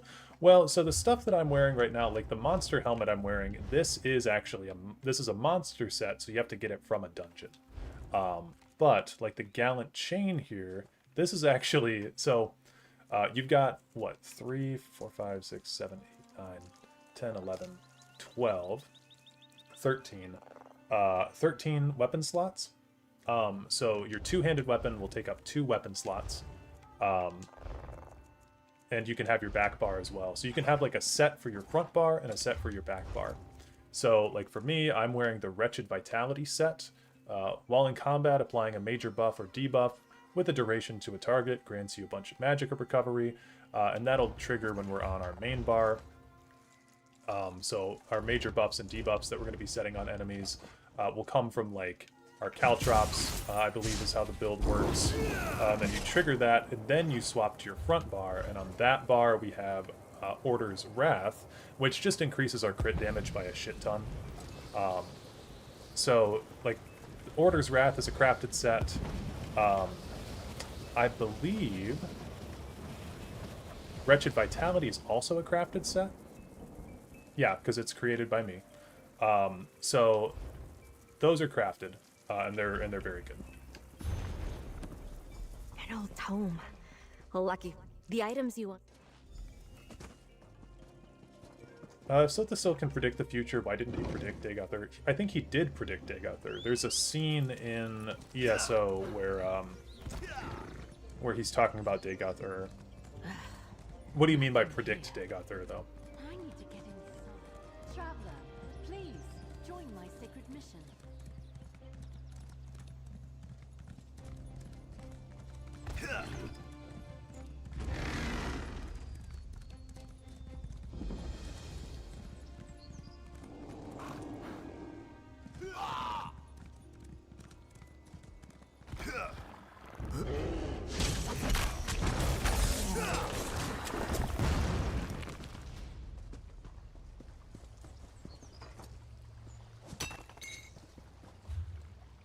I'm willing to just fast travel here. Is it worth starting ESO as a new player right now? I really enjoy Elder Scrolls lore, and I'm wondering if this game is worth picking up just for that, and if it's enjoyable, if played mostly alone. I have always played ESO by myself. In fact, I think the experience of questing in ESO is actually worse if you're with somebody, because you're constantly waiting for them to catch up with you, or like, you might read at a slower pace than they do, or you might want to re-listen to dialogue or something, and having someone with you during that time is just not... It's not fun. It's really not fun. I've tried to quest with my friends in this game, and it just is like a slog. Dungeons, though, I do enjoy dungeons, but dungeons also have the problem of you need to have people who know what they're doing in the dungeon. And a lot of the time, if you're queuing with random people in a dungeon, so if you go social representatives have or activity finder, sorry, and then random dungeon, and you're trying to like hear the story of one of these dungeons, that is nearly impossible, because people that are queuing for random dungeons are not there for the story. They're there to speed through and basically do a boss rush and try to find cool armor. So you kind of have to do solo stuff if you want to experience the storylines of those. So like my build right now is meant to be very self-reliant. Just to talk a little bit more about my back bar here. Crit Surge. So you invoke Meridia's name to gain major brutality and sorcery, increasing weapon and spell damage by 20%. While active, dealing critical damage heals you for 3,300 health. This effect can occur once every second. So this build is very self-reliant, where you have all of these damage over time effects, and so they all have an ability or a chance to crit, right? And then we have this active with our set, the what was it, Order's Wrath. Basically our spell crit and our weapon crit chance, I'm at about a 40% crit potential, and so with all of the damage over time effects, it makes it very, very difficult for us to be killed, because we're constantly healing if we have Crit Surge up. So if you're looking for a solo build, this is a really, really good build to have. I've been able to solo a couple veteran dungeons before. I believe I soloed, just to test this out, I soloed veteran Fungal Grotto, which is not like a super hard thing to solo, but like it works. And harder dungeons though, like ESO kind of makes it so that way you have to do some of the harder veteran dungeons with other people, because like for instance the White Gold Tower dungeon, that one's very, very tough. I actually haven't even beaten that one on this character, because you really need people in that dungeon who know what they're doing. And you need people to like, there's a mechanic in one of the first boss fights in White Gold Tower where you get locked, someone will get locked in a cage and they have to be lockpicked out, or you can lockpick them out. But like, you need to help your allies in this dungeon quite a bit. So anyway, it's good to see too. It's hard to do a full-on full-on solo build for all the content in the game, but if you're just looking for story stuff, the actual gameplay of this game is very, very easy. So solo builds are more than viable. You do not need to play with people if you want to experience this game, is the point that I'm trying to get across here. You don't need to have friends to play ESO. You can just kind of play it by yourself. Now, in terms of, like, is there stuff worth playing in this game?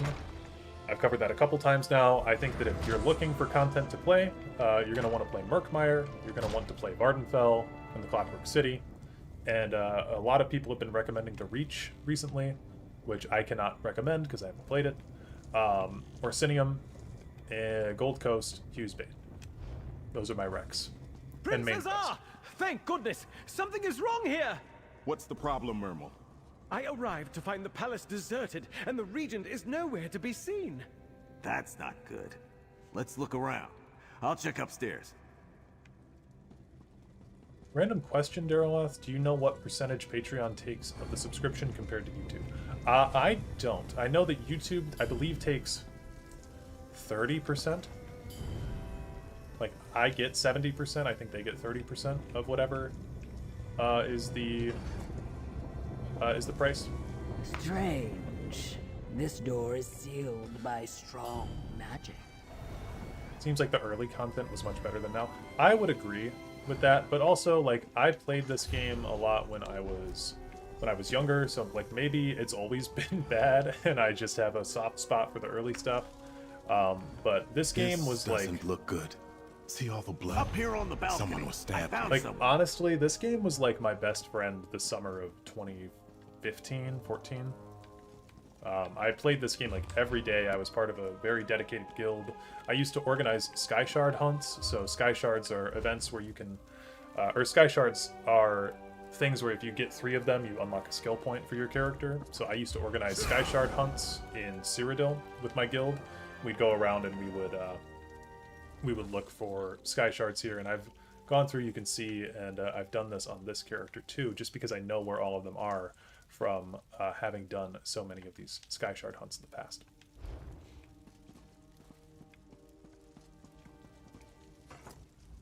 As I told this orc, I was a small group of merchants. I came out. Yes, I think so. Okay, we don't need to. They had to be worm cultists. Go to the Regent's aid, comrade. The rest of us will secure this. I was basically religiously playing for the drip for some time. I wanted it. Yeah, I have I think 90 some days on Elder Scrolls Online on console. On PC, I've got like 600 hours or something, which is still a lot. But taking quite a dip in my time played. Where are we trying to go? 130 meters away. But I just don't have that time anymore to put all that in. And it was a lot easier to like grind for drip in the first couple years of ESO, because now there's so much stuff to find in this game. Like, I remember when, okay, I used to do this thing to get back to like the selling stuff. Back in early ESO, it was just kind of these 5 zones over here. It was like most of the, like these 5 zones over here. And then it was, I believe, 6 zones over here. 1, 2, 3, 4, 5, 6 with Canarthi's Roost. Yeah, it was 6 zones each. Okay, no, hold on. It was 6 zones for Aldmeri, then 7 for Daggerfall Covenant, and 7 for Ebonheart Pact, because they had also Balfoyan and Bleakrock Isle. So, that was the OG game. And in these zones, the way that it used to be is there were 15 motifs, I want to say. Or maybe it was 14. But the motif pages, you could collect them. They were a big book. And you would have to read the book and you'd learn how to make a style in the style of one of the races. So, like, if we take a look at my character here, you have your armor styles. So, like, I'll put on Khajiit style armor, okay? And yes, it does have ears, like a cat. So this character is very proficient in crafting. So, like, this would be the Khajiit style, okay?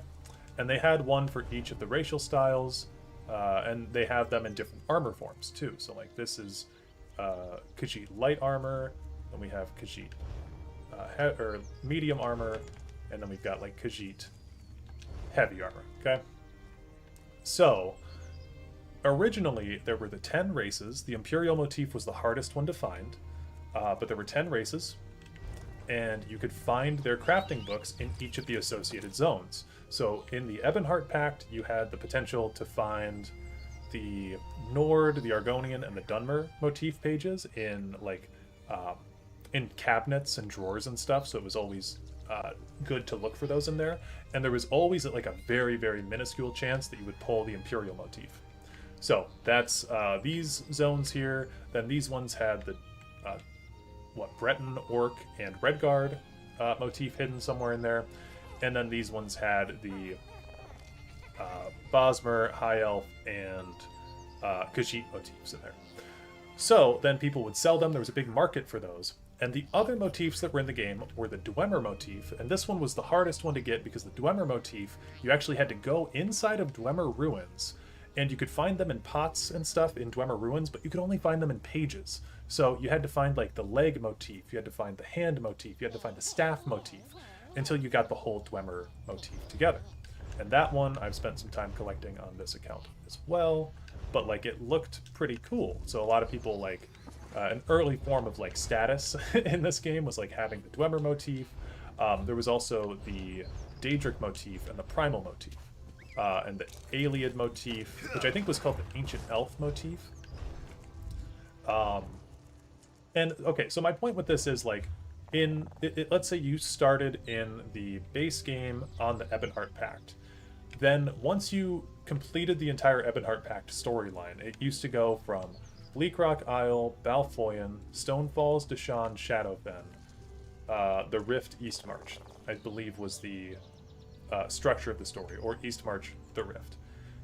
You would build your way through there because the way that level scaling worked was each zone was structured for different levels. So Bleakrock Isle and Balfoyan, I think, were for like levels 1 through 5, I want to say, and then Stonefalls, or maybe 1 through 10, and then Stonefalls was like 10 to 14, Deshaun 14 to 20 something, Shadowfen 20 something to 30 something, 36 to 44, 44 to 50, and then you would culminate. So every 5 levels that your character grew, you would unlock a new level of the main quest. And so it was supposed to culminate in you finish all of the zones in the base game and then you complete the main story. Now that they've opened the game up, that structure doesn't really exist anymore, so the game's kind of a fucking mess where it feels very directionless. And originally you were locked to your zone. So let's say you picked Ebonheart Pact. You could only ever exist in the Ebonheart Pact unless you had a friend that you could like teleport to in the other zones. But New Game Plus for ESO was basically that you would beat the zone, and then in New Game Plus you would be allowed to transition to the next zone. So it would go left. It would go counterclockwise. So if you started in the Ebonheart Pact, yeah, not left, but counterclockwise. So if you started in the Aldmeri Dominion, let's say, your next zone would be the Ebonheart Pact. And what you could do in the Ebonheart Pact, as kind of a fun little New Game Plus thing, was you could find motif pages 10 and 11, or 11 and 12, which were the primal and barbaric motifs or something. I feel like I should know what they are. Primal was this one. It's like the motif that the goblins wore. And then you had access to... God, what's the other one? I can't think of it. Yeah, barbaric, yeah. So the primal and barbaric motifs would be hidden in those other zones in New Game Plus. And then, so you start Aldmeri, you beat Ebonheart Pact, let's say. Then the next New Game Plus would take you to your final zone, which would be the Daggerfall Covenant. And in those hidden chests, you could find the Daedric motif, and you could find the Ancient Elf motif. So, I don't even remember why I first started talking about that, but that used to be the structure of the way that ESO worked, was you could go from zone to zone to zone, and they were all kind of New Game Plus locations that had some fun little extra motifs in them. And now, the way that motifs work is you have to like grind so hard for them, where they've always been a little bit grindy, but you have to okay, I'm gonna go back to my motif book. like, if you want, yeah, like, let's say the Ascendant Order hat, okay? You have to defeat the final boss in the Coral Area, which is a DLC dungeon in, over here in Somerset, I thought. Coral Area. I thought it was over, oh yeah, it's up there. Yeah, so you have to defeat this boss, and then it's a random drop. So you have to do this dungeon over and over again until you can get one page of that motif, which has like 14 different pages in it that you have to complete. Ooh, Thieves' Cache. I need that. Or Thieves' Trove.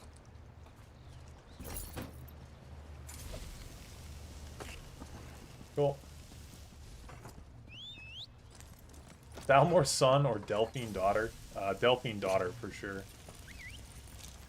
Bro, it took me 10 years to get the Buoyant Armiger motif. The Buoyant Armiger motif is tough to get. The Militant Ordinator one I was obsessed with trying to get for a while. But that one takes alliance points, and so that was always tough for me because I did not engage with PvP.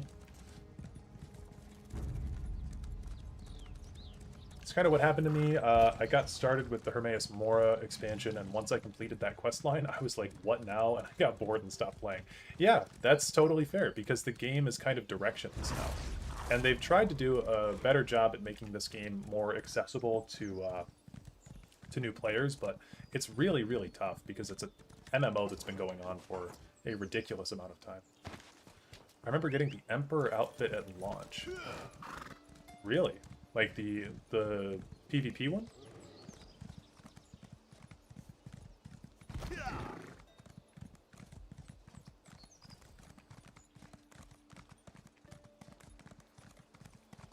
Bro, no one does the base game zone quest these days? Yeah, I don't think anyone does. I mean, it's ultimately largely unimportant, right? I am a dreg. Emperor of Cyrodiil PvP outfit, yeah. Yeah, not a thing that I ever thought that I'd be able to do. Oh, it's Razum Dar. Claw.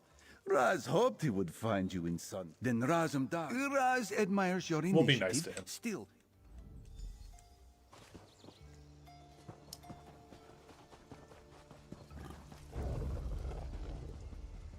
Is it permanent, the Emperor outfit? Yes, I believe the outfit was permanent, and then you could also get a title for it. So my title is Master Historian, which I thought was fitting, but you can collect titles in this game too, so people can kind of like, that's another reward that you can get. But yeah, one of the titles that you could get was the Emperor of Cyrodiil. So anytime that you see someone with that, you know that they have a absolutely cracked PvP build.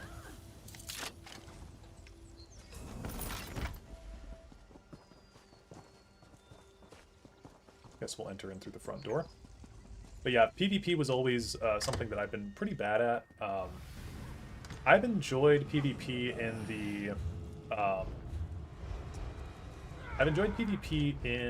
the Battlegrounds. I'm glad they made Battlegrounds actually free, because Battlegrounds used to you used to have to have the Morrowind expansion in order to play in the Battlegrounds, and they were so underpopulated, dude. Like, nobody was playing those because Roz believes we have found the regent. Set her free. Like, who would want to pay for the DLC just to get that, you know? Okay. That is better. My thanks. Just gonna keep skipping through dialogue until we get to... Go on, Five Claw. You have my gratitude, kind sir. You ever walked in Marketplace with Emperor Drip? Well, so the Marketplace is, the Imperial City Marketplace is, not in a good state as of this game. The Imperial City has a dark anchor of Molag Bal above it, and it's being invaded by Daedra.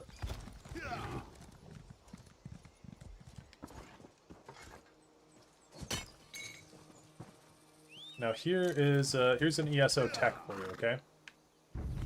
Kill yourself. And then you can just click X to revive at a way shrine.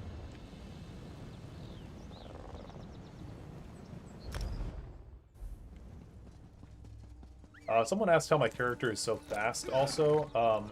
You can do... So when you hit max level in ESO is 50. When you hit max level, you unlock these trees. So you get these things called champion points. And you can put points in these different trees. So this has also been overhauled since launch. But you get different buffs that you can put on your character. And I believe I have a sprint speed buff from over here, but oh no, it's in the warrior tree.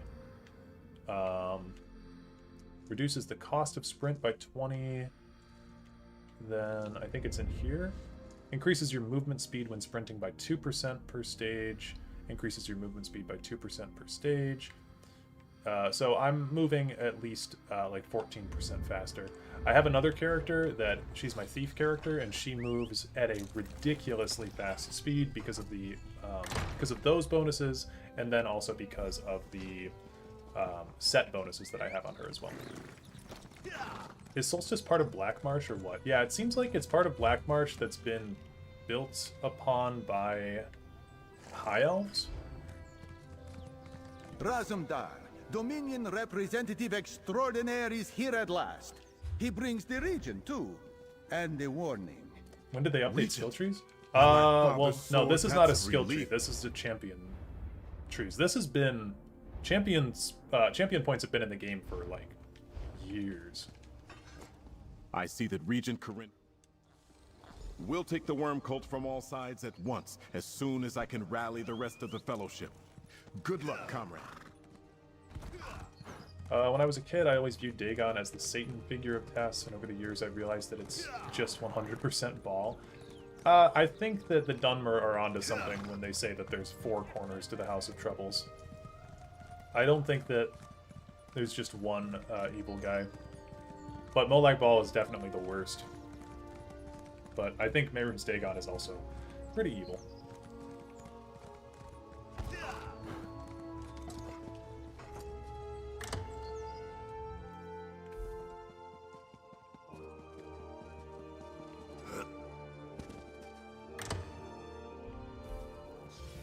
Good. No sign of the worm cult yet. Head down the stairs. We will hold here for now. Remember to disable the Soul Reapers, Five Claw. Raj will seek the high ground. Teak would contradict me. Through here, champion. Who is Teak? Go on upstairs, quietly. The worm cult's just outside the door. Lead the way, champion. We'll help you destroy the Soul Reapers. Just seems to me that Dagon is sort of the patron of rebellious change and systematic upheaval, which can also be a good thing. So, I have a gripe with that, because that's really more... Then delay them. That's really more Boethiah's thing.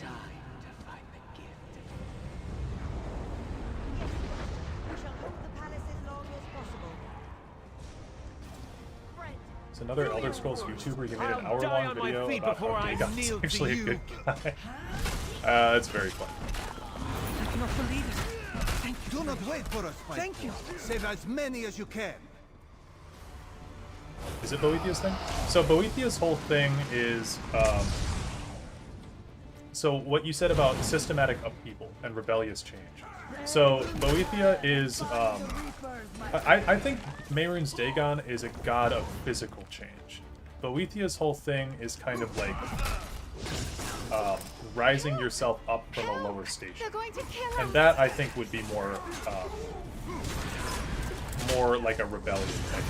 Right? Like, that's Boethiah's sphere, largely. Because you have a couple different gods of, like, plotting stuff. And I think that's really where Boethiah falls more in, is her whole thing is, like, murder and deceit in order to... There's another Reaper just ahead. in order to raise your station.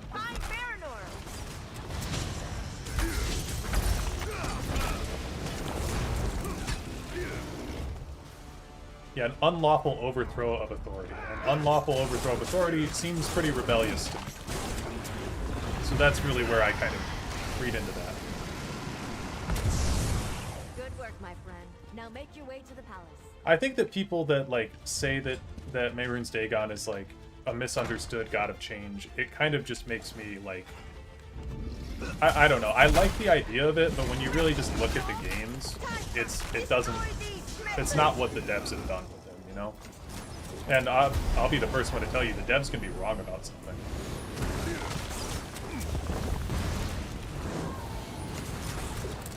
But in most interpretations, like the way that I see Daedra, and we talked about this during one of the live streams we did recently, Daedra have their Nimic, which is basically the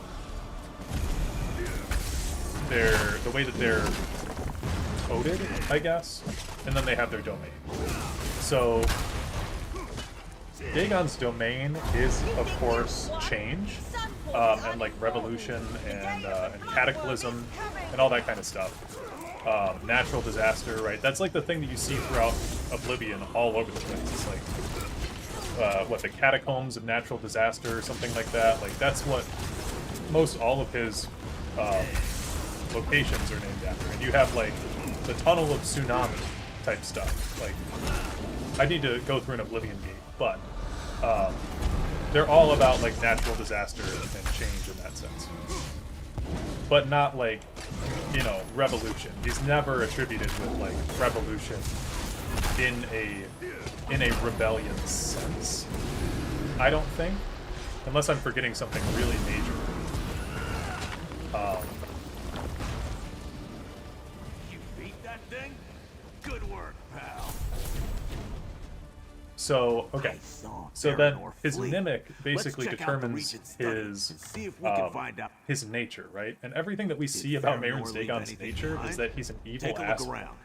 So I think that like him, like potentially if he had a different nature, he would have like change and revolution like that, just like natural change be a part of his sphere. But we don't see natural change as something that he enjoys. Or I suppose like natural, like a tsunami is natural, right? But it's like he enjoys the disaster and destruction of it. Like, he's called the Prince of Destruction for a reason. He likes to see things destroyed. So I don't know. I'm not opposed to Mehrunes Dagon being a good guy. I just would like to see it be explored, and I feel like it hasn't really been explored. It was no easy fight, but the Palace District is secure. Your destruction of Soul Reapers was nothing yet. Okay. Many. The problem with that is that we're looking at a very glorified view of Revolution. Revolution IRL tends to be incredibly bloody and violent, especially in the many civil wars amongst rebel groups. Right, well, and that's why I think it's more Boethiah's thing. It's like the unrighteous removal of authority or something like that. Like upward mobility is what I kind of see Boethiah's sphere to be. I would like to do a little bit of a deep dive on Boethiah one of these days coming up. I thought I said I was not quite sure. Yeah, French Revolution, prime example. The Oblivion Crisis definitely uprooted the Septim Empire, but that wasn't the exact intent. I mean, the intent of the Oblivion Crisis, yeah, like, the Empire crumbled as a result of it, and that's like a side effect, but really, like, they wanted Mehrunes Dagon to the palace reclaim his Oblivion plane of Were you injured? It was a close call, of Dawn's beauty, right? So the whole philosophy of the Mythic Dawn is that Mehrunes Dagon is the rightful prince of the land, and that it belongs to him, and that he needs to reclaim the throne basically for himself there. Ah, good. The Bone Lord But, like, is still here. Mankar Cameron and he is views awake again. Mehrunes Dagon as a god of change, we need to speak as he's with like the prisoner. kind of built by the Magna G as a replacement. You dare lay hands. Enough. An ugly choice, yet such is the nature of our foes. I am not proud of my part in what... That's under the theory that Mundus is a plane of oblivion. Right, but it's still what they think. It's still the philosophy of the Mythic Dawn, whether it's right or wrong. But it's still their philosophy. We should set sail sooner rather than later.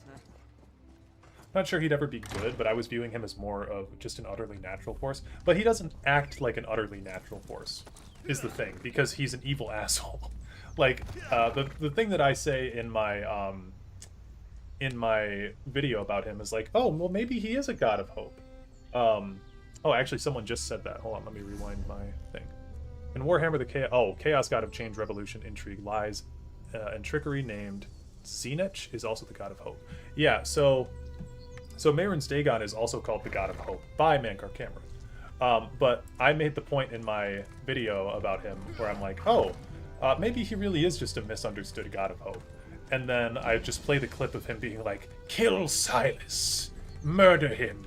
Like, he just wants people to die, and he's a dickhead, and I don't know, man. Like, even when you work for him and you kill Silas, he spawns 2 Daedra on you afterwards, and he's like, ha ha ha. Like, he's a fucking asshole. So I really don't like when people are like, well, he's just the god of change. Because it's like, change is his sphere, but he's still an asshole. So the way that he interacts with change is from a dickheadish perspective. Love your videos, mate, but I got a question. Do you have a historian background? Yeah, I do. I have a bachelor's degree in history and a minor in philosophy. Change as in life and death. A big problem with his sphere, too, is that change is such a broad term. Like, change is honestly too broad of a term. There needs to be different kinds of change. And I think, like, with Boethiah's thing of, like, change through I guess not uprising, but like what's the phrasing of it again? Someone just said it. It's like the unlawful removal of power, right? Like, that's a kind of change. Change from grass to lava, yeah. But what about change from lava to grass?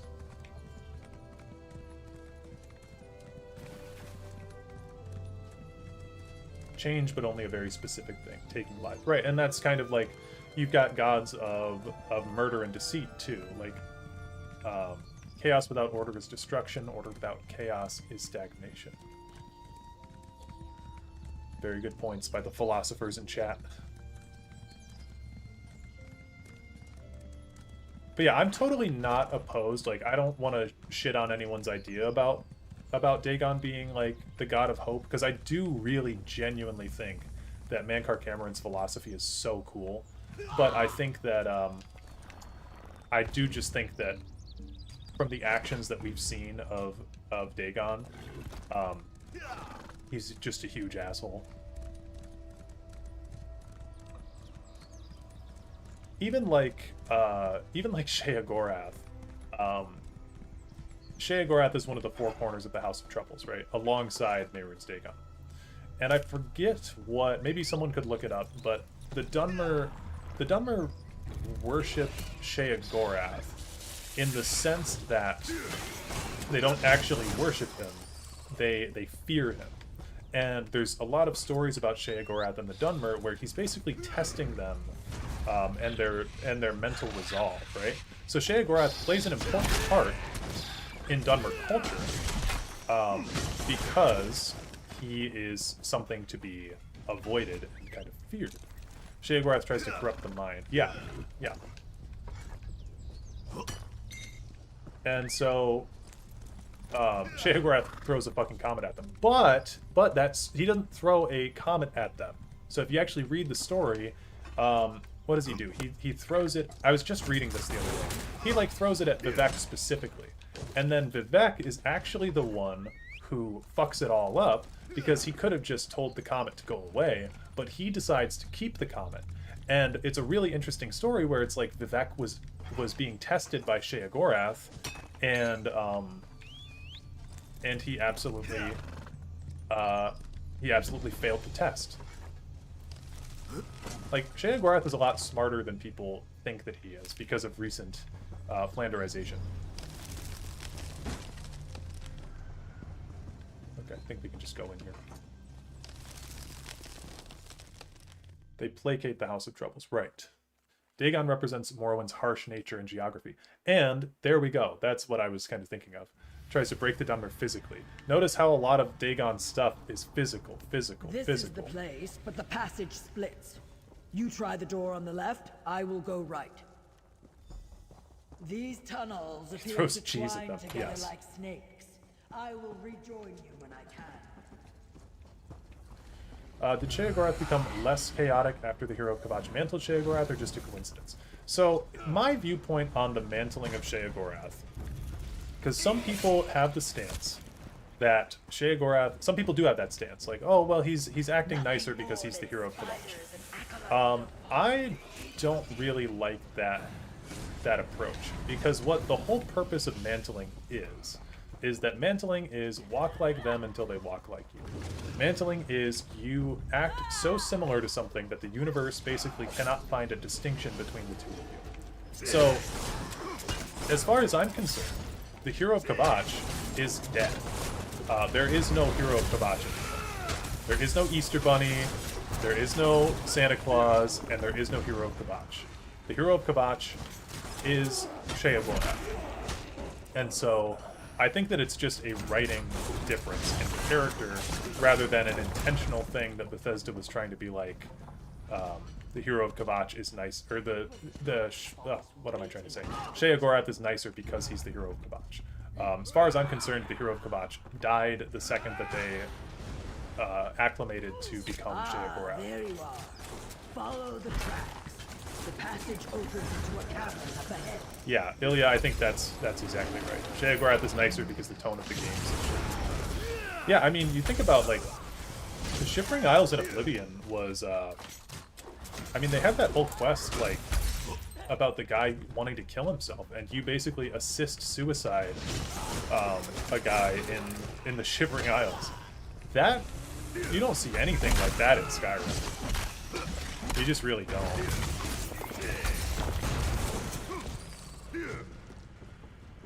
Would you say this DLC is an improvement from Gold Road and Necrom? Honestly, so far, yes. I think it's better. But I also have not been listening too much to the dialogue. It is a lot of, like, go here, do this thing for me, type stuff. So, I'm not hating it as much, though. But the writing has not been, like, I don't know. The writing has not really made me want to listen to it.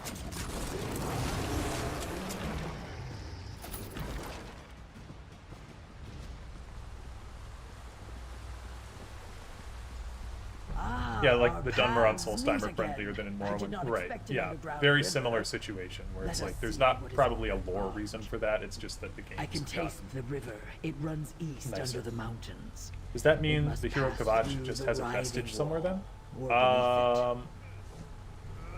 No, I don't think so. Sends a sarcophagus to the other side of Solstice. We should take a closer look. I knew it. The way he talks sounded so familiar. I'm in my master's right now. It's good to see someone like you doing this kind of content. Brings a good perspective for the methodology of the bits. Yeah, I think that I'll toot my own horn and say that. I know that likeness, Manimarco. These are his remains. Nothing good can come from letting this sarcophagus reach worm blood. You dare disturb the King of Worms? Gotta smash them!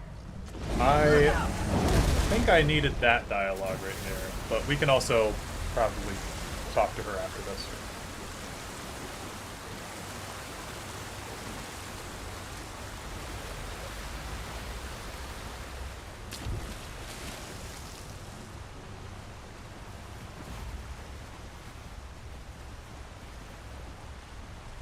Zeus, Faranor's monster knocked us into the river. So when you get mantled, what do you think happens to your soul / consciousness? Do you stop existing? Do you become part of said deity? So with Sheogorath in particular, what happens when you mantle him is Sheogorath is gone, right? He's totally gone. He has become Jigalag, and Sheogorath no longer exists. So when you mantle him, you don't really need to like replace anything. You kind of are replacing a position, but you're not replacing a man or a god, because that god is now Jigalag. So you're replacing a station. So I don't know why you would leave a husk behind or anything like that from being mantled, because I'd assume you would just transition to become the thing. Like Jigalag tells you at the end of the Shivering Isles expansion, perhaps you will grow to your station, right? I think you just sort of become the new Sheogorath, and Daedric princes can transmogrify themselves and shapeshift and whatnot. So I think that's really all that would happen. Now, like I said in the goofball retcon video, I'm not opposed to the idea of someone having mantled Sheogorath, and in fact, there is some precedence for this in the Arden Sul stuff that surrounds Sheogorath's mythos, which is something that I've been looking into recently. But the thing that I want to drive home with Arden Sul is that Arden Sul does not disrupt the cosmology of Sheogorath or anything, because we don't hear that anything de facto happened. And I don't know, like Haskell could have been Arden Sul at some point, but like I don't I that's not what they were saying in that's not what Lawrence Schick was saying.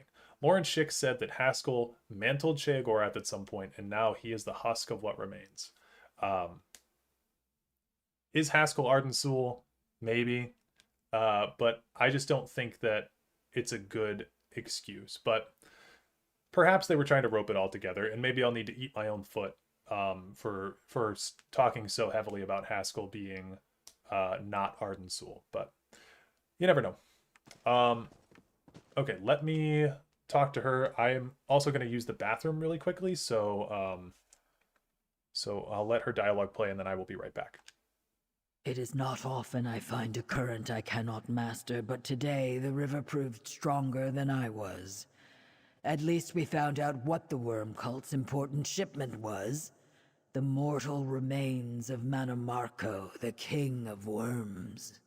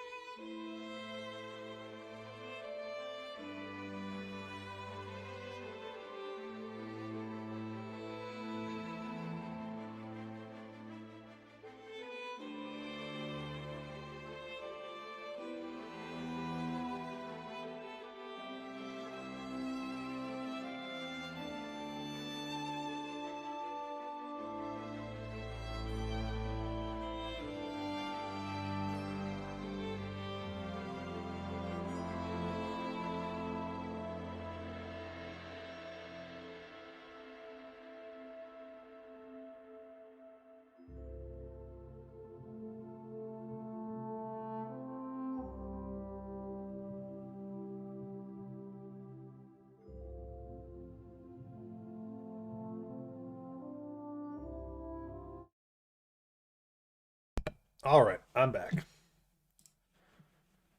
Let me check out chat. So the Worm Cult is trying to free Mana Marco from Molag Bal. This is how he's going to escape it and becomes, and it leads to Daggerfall. Something like that. I've read up a little bit on this. Supposedly Mana Marco died, and these are his remains. So, not that they're trying to free him from Molag Bal, but like Mana Marco died in between the main quest and this one. Okay. So if Sheogorath became Jiggalag, and if Jiggalag is still somewhere somewhat connected to his realm that he leaves, then how does one become a god by mantling someone who doesn't exist anymore? So you've mantled a position, right? Like you've taken the steps to become Sheogorath, and you hold the offices and the symbols of Sheogorath. You hold what do they say? Like you need the staff of Sheogorath to hold the office of Sheogorath. So like the Sheogorath position is kind of like a title that you inherit, basically, in that sense. And Jiggalag leaves the Shivering Isles because you are like, you've replaced Sheogorath, and you are now like at the seat of power in the Shivering Isles, and Jiggalag has been sort of deposed. It's all really strange, strange stuff. You kill him in the main story, and he was going to do his second phase where he becomes a lich, but Molag Bal interrupted and stole his soul and brought him to Cold Harbor. You don't actually... Oh, stole his soul. I thought that he just kidnapped him. I don't think you kill Mana Marco in that scene. I think Molag Bal just takes him, and he's physically in Cold Harbor. It is not often I find a current I cannot master, but today the river proved stronger than I was. At least we found out what the Worm Cult's important shipment was. The mortal remains of Mana Marco, the King of Worms. What does the Worm Cult want with Mana Marco's remains? Is it not obvious? They seek to bring their leader, Mana Marco, back from the dead. A necromancer of Wormblood status is certainly powerful enough for the task. The Soul Reapers, the Writhing Wall, he wields necromancy unlike anything seen before. What happens if Wormblood resurrects Mana Marco? Mana Marco planned to elevate himself to become the god of death. I imagine he would resume that journey. Still, I thought Molag Bal had a claim on his soul. Recalling Mana Marco from Cold Harbor should not be possible. I'm going to replay that dialogue. Mana Marco planned to elevate himself to become the god of death. I imagine he would resume that journey. Still, I thought Molag Bal had a claim on his soul. Recalling Mana Marco from Cold Harbor should not be possible. If that is what Wormblood needs to unlock the gates of Cold Harbor and return Mana Marco to Nirn, we must discover what it is and make sure he does not acquire it. What kind of a gift is death, anyway? Return to Prince Azar and see if our allies have news of Wormblood. Beating him to whatever prize he seeks is even more important than we thought. Do you see that eddy in the pool? That is the way out. I will see you in Sunboard. You defeated him at Sancra Tor, did you not? Worm Cult fanatics must have retrieved his body after you left. Mana Marco had no shortage of willing followers, and I have no doubt a master of death magic would prepare a grand sarcophagus just in case. Do not be misled by the shambling corpses or dusty bones you have seen. That is the work of but a moment. With time, skilled necromancers can restore a years-old corpse to a lifelike state if they care to do so. For Mana Marco, they would. You defeated him at Sancra Tor, did you not? Okay. What doesn't that mean for Talos, Tiber Septim, and friends? If they all mantled Lorcan to become Talos, then what happens to the original Lorcan? Do they still exist? I think that Lorcan is a subject that that does need to be explored a little bit further, because to some extent Lorcan does exist. Lorcan's heart exists, right? And so what became of Lorcan's body? I mean, the Khajiit believe like the lunar Lorcan, and all that stuff. There's a case to be made that Lorcan's body is Tamriel itself. Or not Tamriel, Nirn itself. But I think like the entity of Lorcan is probably dead. And what that means for Talos or Tiber Septim, I'm not sure.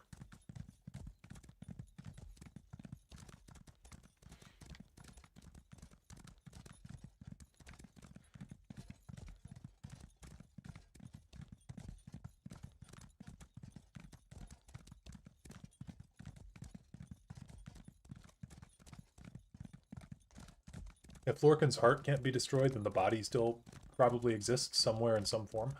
Right, and something that I've thought of exploring for a while is like, okay, Lorcan's heart gets, I don't know, poofed out of existence at the end of Morrowind, but where did it go? Is my question. And I've seen some people say that it goes back to, like, whatever plane the Dwemer are on, or whatever happened to the Dwemer. But, like, I think it'd be very interesting if the Heart of Lorcan returned to Lorcan himself. And then we had to deal with the results of that in the next game or something. Someone also asked earlier about my thoughts on Kirk Coleman's idea for Elder Scrolls 6, which would basically be that the Thalmor win, right? Was that the Thalmor win in Elder Scrolls 6, and then in Elder Scrolls 7, it's like a Return of the Jedi type situation. I think that'd be interesting. Why would it go to the Dwemer, though? Because the Dwemer disappeared somewhere in connection to the Heart of Lorcan. So the Heart of Lorcan disappears at the end of Morrowind, and people think that it probably went to where the Dwemer went. That's one thought process I've seen. Not to say that that's like a common belief, but it's one thought process I've seen.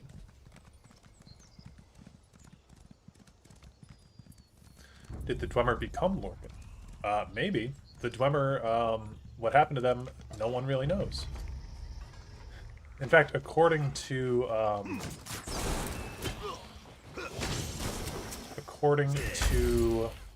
one of the stories, the Dwemer turned into dust because they had taken immortality from the Heart of Lorcan, and then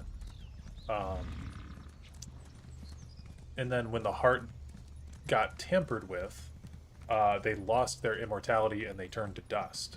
But then a lot of like the tellings of the story that people go with are that the Dwemer disappeared, rather than that. So, what happened to Arniel Gain? Good question. I don't know. I think that quest is really cool. Wait, what are we doing? Complete challenges, destroy a dark anchor in Auradon. I've done more Complete than in a. hear about Is it, this? my dear. I've seen it myself. Okay, I went the wrong way. All this way Looking to get off. Functioned in centuries. Didn't the Dwemer zero sum? Possible. But there's a lot of different interpretations of the story, and the events at Red Mountain they culminate in a dragon break, basically, so we don't know for sure what happened. We don't have an answer for anything, really.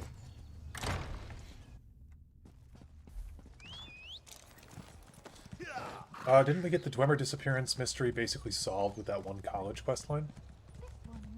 I think that questline didn't really answer anything. The worm cult attacked the palace district. You were there, Taylor Canor. Were you injured? It was a close call, but the Stirk As far as I remember. saved us. The tides washed the outsiders to our shore for good reason, it seems.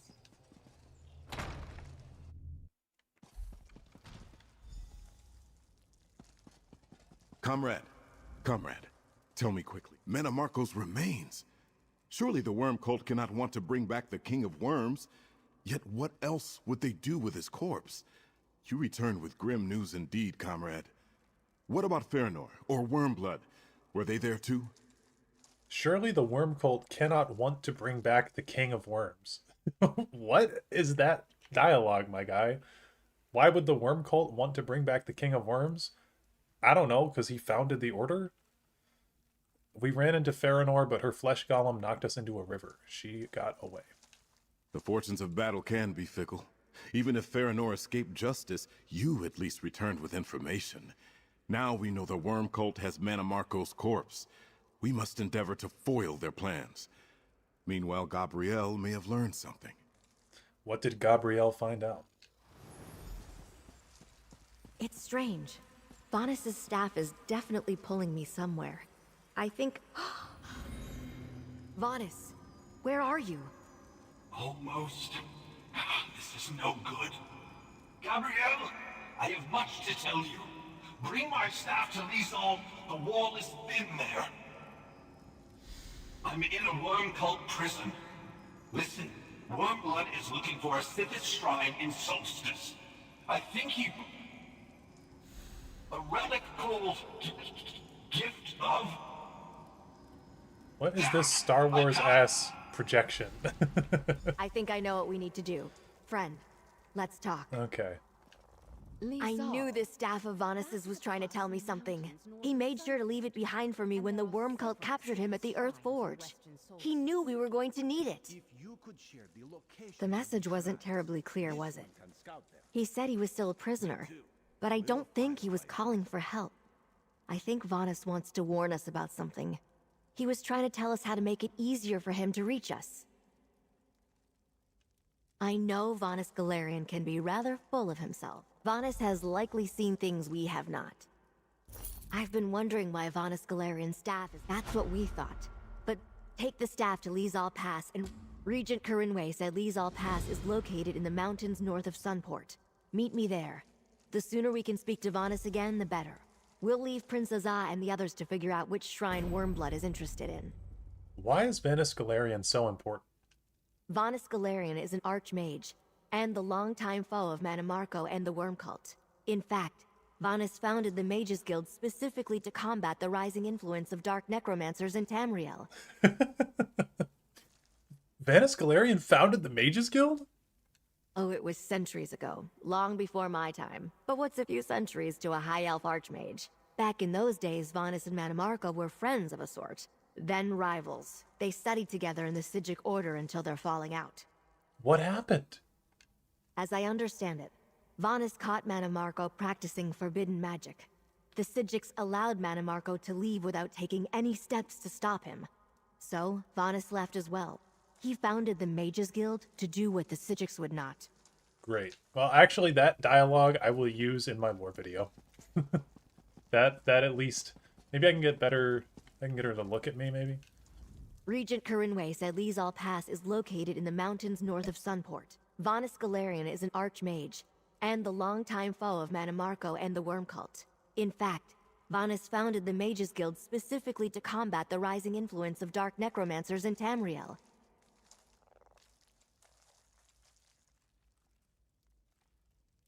Here, sorry, I'm going to boost the game up a little bit because I'm actually going to record this.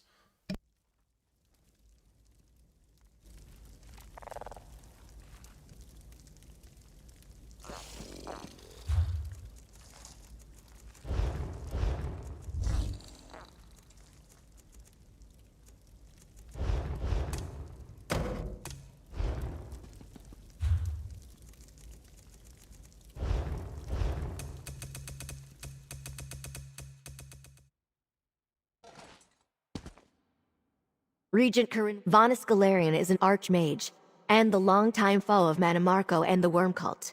In fact, Vanus founded the Mages Guild specifically to combat the rising influence of dark necromancers in Tamriel.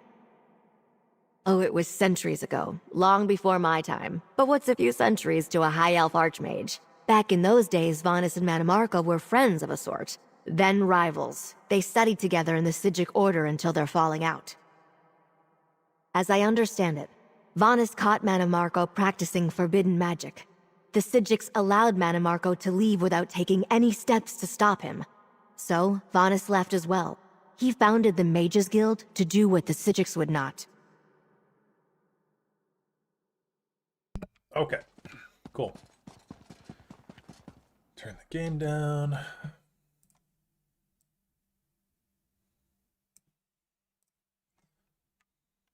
There should be a Nernroot pet.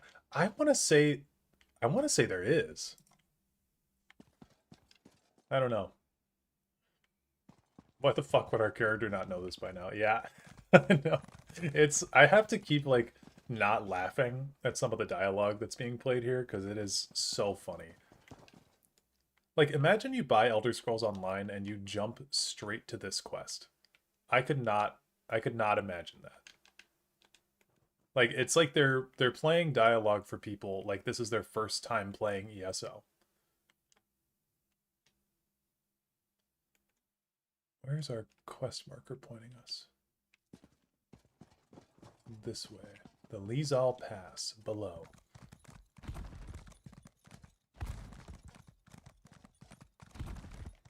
Oh, that's just the door to leave, right? Do I listen to Young Scrolls music? I actually was just showing my friends some Young Scrolls stuff the other night because we were doing our D&D campaign.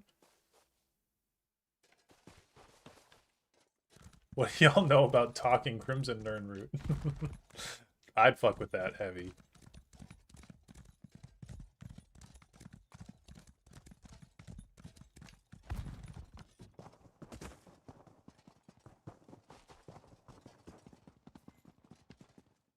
Okay, where are we going? Up here. I guess we'll just take our horse.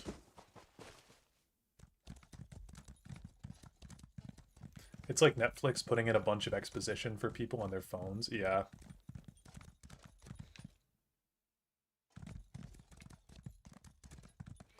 Dareloth, why is the Sheogorad region on Vardenfell called Sheogorad? I think it's probably got to do with the Daedric Shrine of Sheogorath over there, but I'm not sure.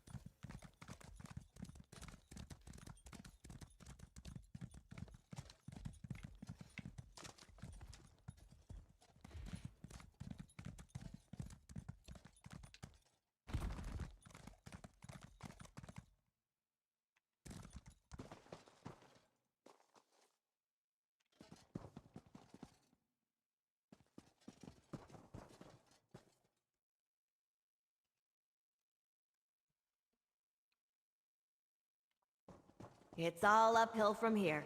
We're too close to the writhing wall for a portal, but I brought grapple bows just in case. God, ESO loves these grapple bows, dude. They introduced them in the Clearly the worm cult is Blackwood here, chapter, I and want to having say, some trouble with or the local maybe wildlife. Greymore. I think it might have been Greymore. And yeah, they fucking love these things, man. Flips ahead. See that post above the red flowers? It would be a good place to use a grapple bow. Grapple point. Grapple point. Grapple point. I need to kill this first?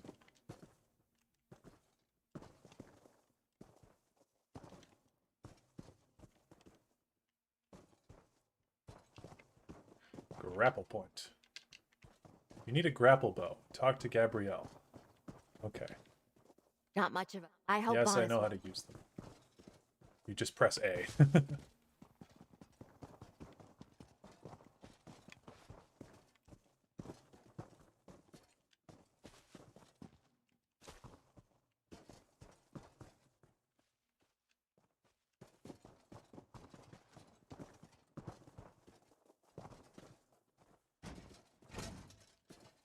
Do you ever wonder about how the old Daedric Shrines across the setting might be?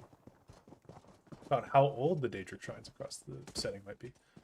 Can't say that I've ever, like, wondered that in particular, but, like, most of the Daedric Shrines, you mean, like, the ones in, like, Cyrodiil?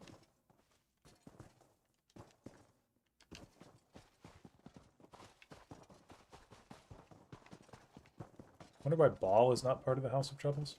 I thought that he was. I thought it was Sheogorath, Malakath, Mehrunes Dagon, Molag Bal. Who's the other corner? Is it Vermina?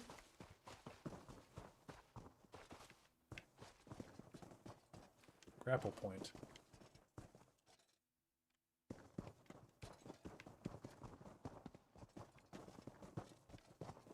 Ah, there it is.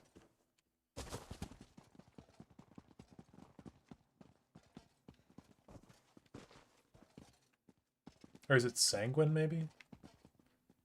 Malakath, Mehrunes, Molag, Sheogorath, yeah.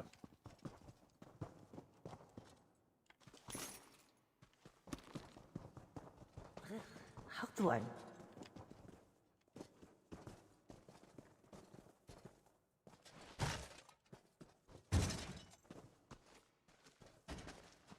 I should turn my audio back on.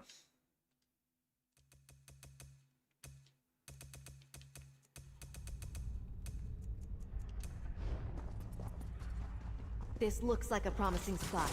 Be ready. Yeah, the terrain part was correct.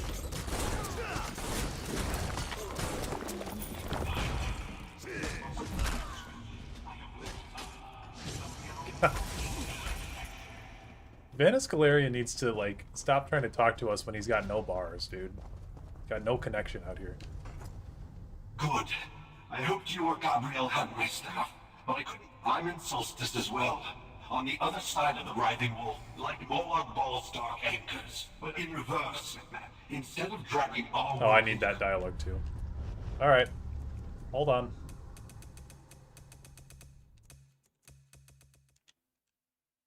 Good. I hoped you or Gabriel had my stuff, but I couldn't tell if you got my previous messages.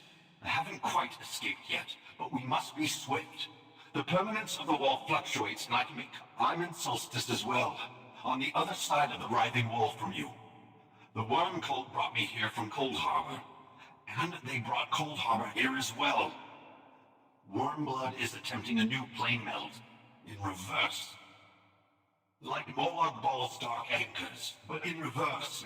Instead of dragging our world into Cold Harbor, he's bringing Cold Harbor into Nuremberg. The eastern side of Solstice is already changing. I want to say really quick, do you guys see Vanis's eyeball mesh through his head? Like the fluctuating thing. You could see his teeth and head inside of the asset that is Vanis. You can't. Not while the wall still stands. I have some help in here, but my ally convinced me it's impossible for now. The writhing wall is an insuperable barrier. Thin spots such as Lizal notwithstanding. I need you to... Father, I see what Vanis meant by permanence. The thickness of the wall fluctuates. We need to find another weak point.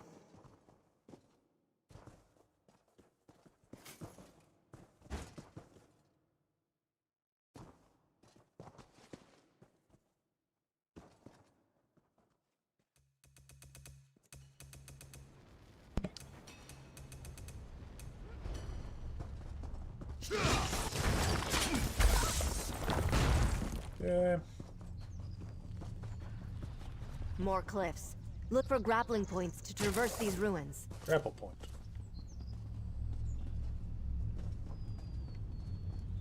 Well, thank God she brought this grapple gun. I don't know how we would have done this without it.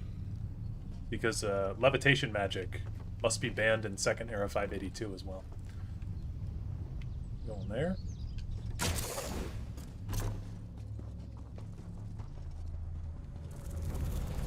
It's so funny to me, actually, that this wizard decided to bring a grappling gun instead of just, like, casting a levitation spell. Didn't quite register how silly that is.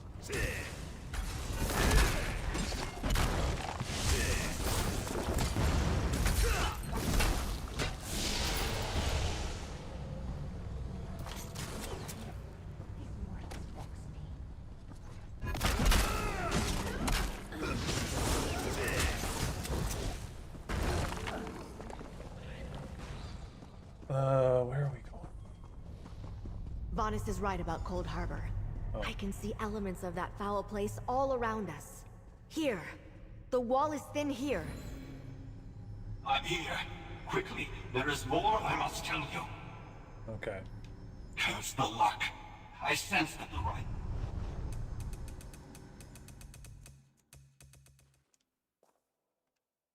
Curse Just the luck. I sense that the writhing wall fluctuates at random, but I assumed we'd have more time. Thin points appear and disappear without warning. How far has the worm cult's reverse plane meld progressed on your side of the wall? Daedra. That's worrisome, but not unexpected. If you aren't surrounded by lakes of azure plasm or looking up at floating islets of rock, then things haven't gone too far yet.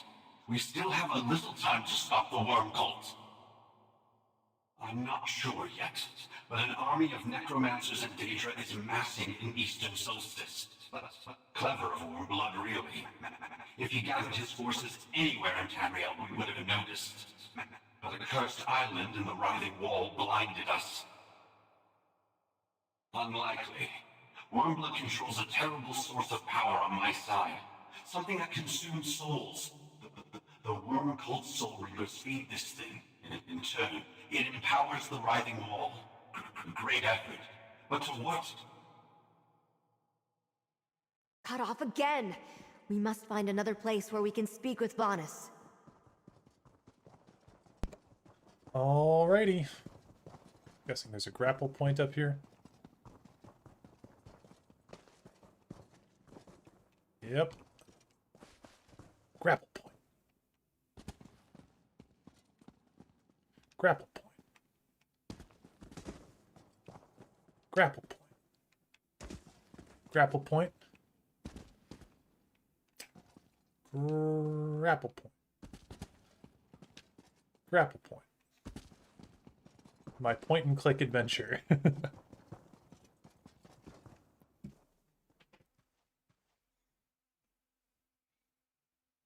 If this writhing wall of the worm cult is not a giant pile of malcontent zombies, I would be very disappointed.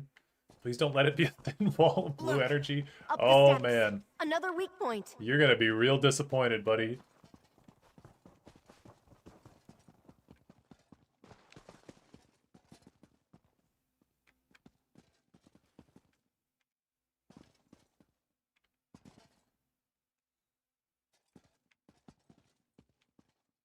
Hurry. Listen closely. Wormblood seeks a relic called... It's part of a Tibahatse court, sacred to Sithis. My ally here tells me it's in the hills southwest of Sunport. The Solstice Ark of the Worm Cult brought Manamarco here. Now that explains much. Wormblood must believe this gift of death can resurrect his old master. It's up to you then. Stop Wormblood from obtaining the relic. If he... Damn it. Here come my captors. I just find it so weird that he doesn't have a spell that he can use to, like, escape or something.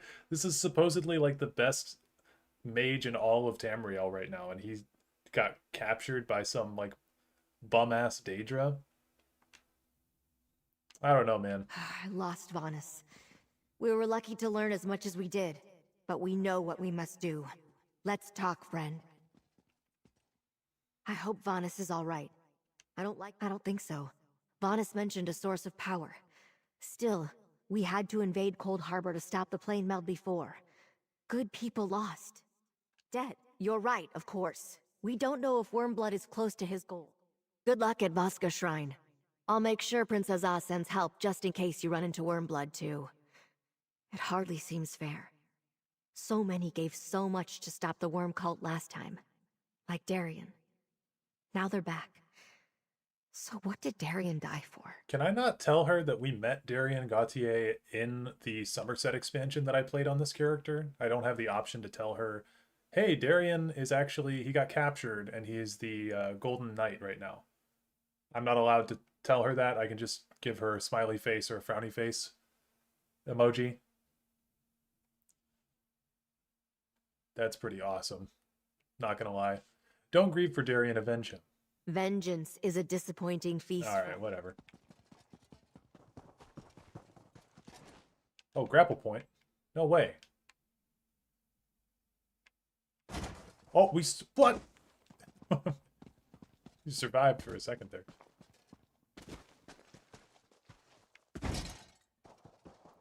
Now, is this going to instantly teleport me there? Where's the shrine?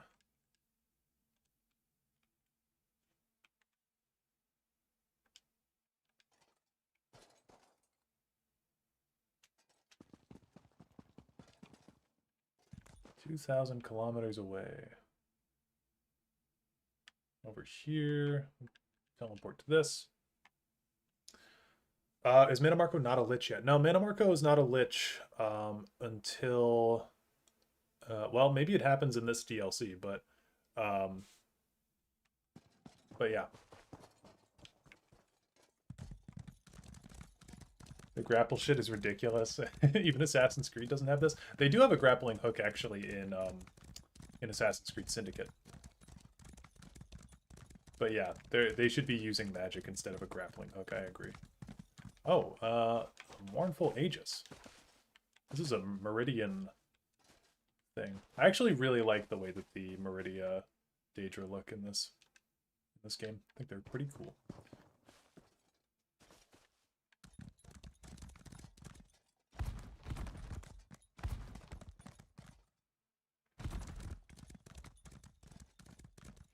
What the fuck was he about to do in his boss fight? Honestly, dude, it's been so long since I've played the main quest of this game. I remember his boss fight is like in Sancretor, but I don't know.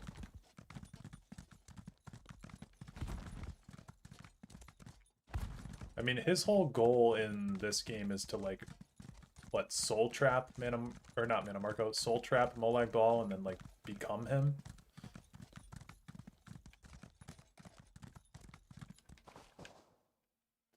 What enemy has the worst design in ESO to you? The Athelia Daedra are very uninspired. They were just, like, crystallized Atronachs. They looked like the Frost Atronachs, but they were crystal instead of ice. I think the best designed enemy in this game, though, hands down, are the big frogs from Murkmire. They're, like, some of my favorite enemies. They just look so funny. I love a big fat frog.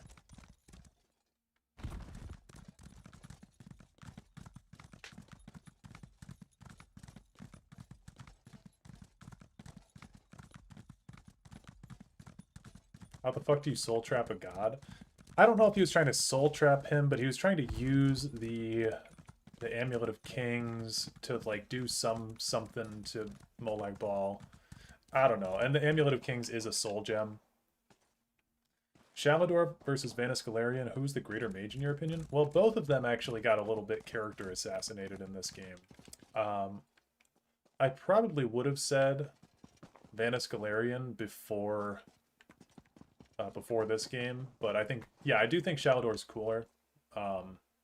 But they both have been treated pretty dirty by Elder Scrolls Online.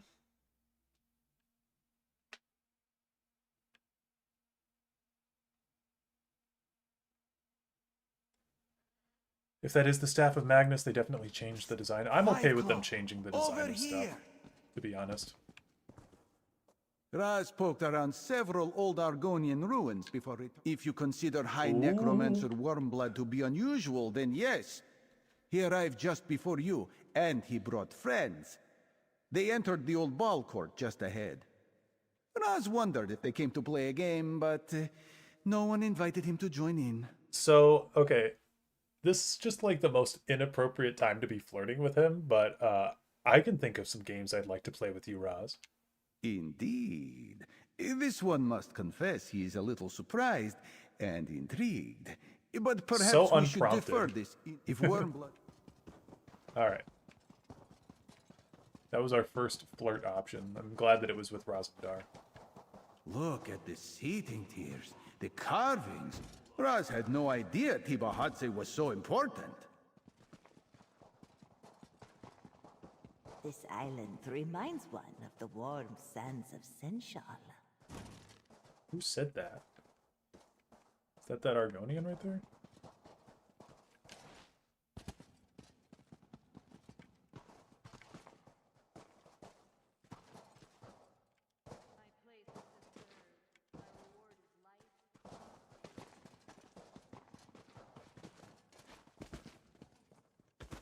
Shit.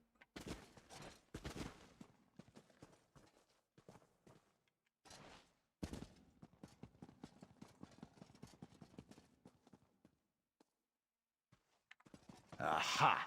Look, Five Claw. Fellowship Wormblood is here. This is our chance. It's Wormblood.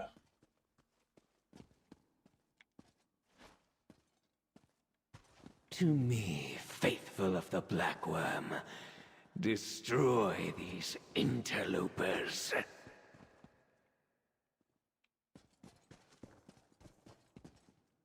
Strike now! Fight! Kill them already! Dude, every boss fight in ESO... Even failures can serve me in death. Every boss fight in ESO is the same fucking thing, man. I have a better use for these wretched souls. Enough. This one senses danger. Quick, Five Claw, hide behind the pillar. Okay. Oh, well, we're still alive, so doesn't matter.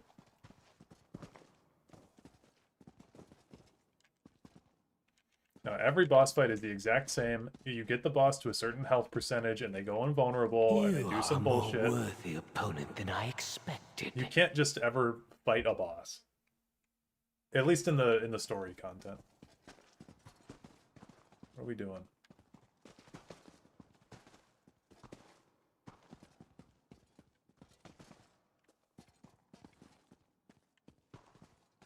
Man, really, like, removing the sound effects, too, it really just showcases of this dance. how kind of boring this I is. reclaim my power from these flimsy vessels. Thanks for saying that out loud. That was really necessary that we knew that. I will consume your soul. Take cover, Five Claw.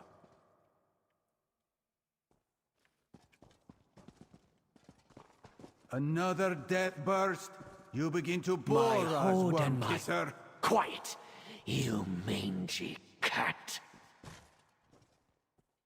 Does he do something? There we go. Fool. At we go. last. Take the relic, Five Claw, and let us be on our way. Raz does not like the feel of this place. We got an objective Dark to... moons. He's coming back to life. It is foolish to fight a foe who cannot die. Destroy the columns. Bring down the shrine. Raz will pin Wormblood to the floor. Oh, cool.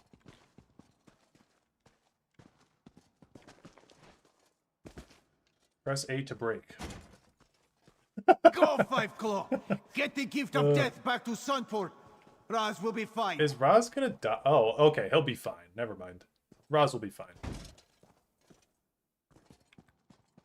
Some weak-ass pillars.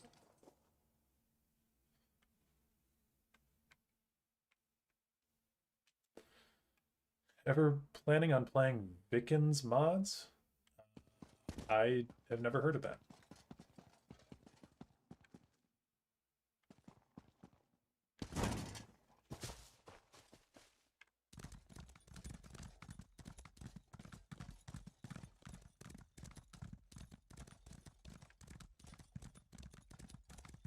Yes, as pushable as the guards in Assassin's Creed.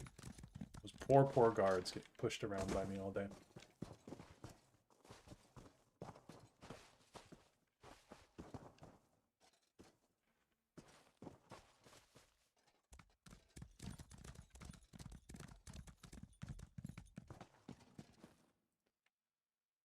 Okay, where are we going now? To the palace again.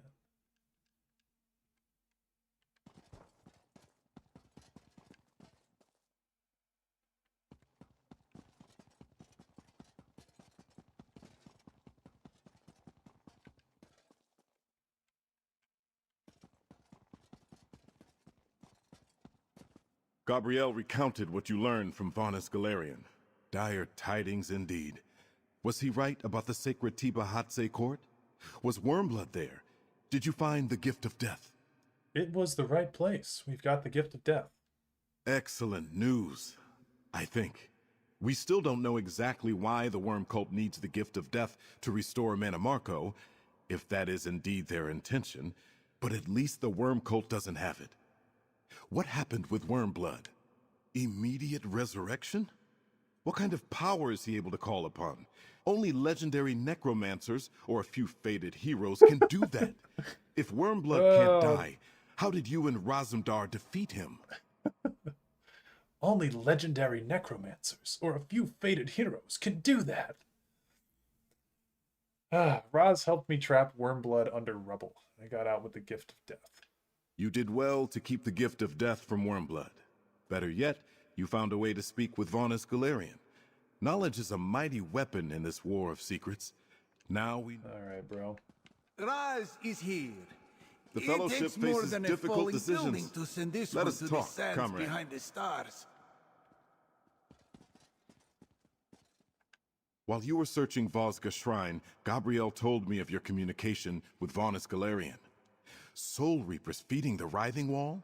A new plane meld? The situation on Solstice is worse. Thanks to you, we now have something Wormblood wants, the gift of death. As long as we hold it, his plans remain unfulfilled. Returning Manamarco to life, expanding the Writhing Wall, whatever he needs it for. That gives us a degree of influence. Wormblood needs the gift, and we have it. We can use that to lead him. We have the relic Wormblood seeks. What do we do with it? He has Manamarco's body. We cannot allow Wormblood to bring him back. We have something else, too. Raz snatched this key from Wormblood during our struggle. A key.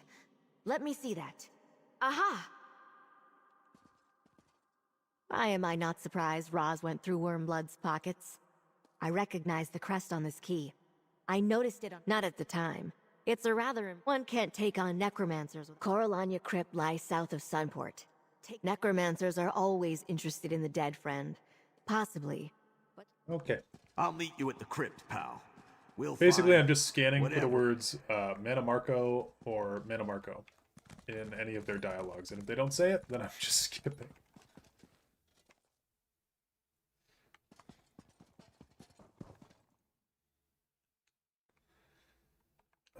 The gift of death. Crypt. We have to leave the city for it to show us where we're going. And we are going here.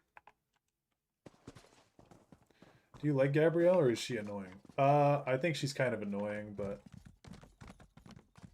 I don't particularly like a lot of these characters. Like Raz is fine. He's kind of fun. Walks in Ash is fine.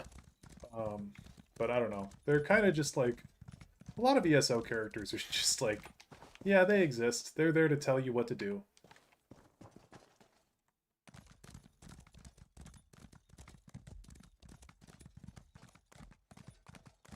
Oh, the Thieves' Trove is back.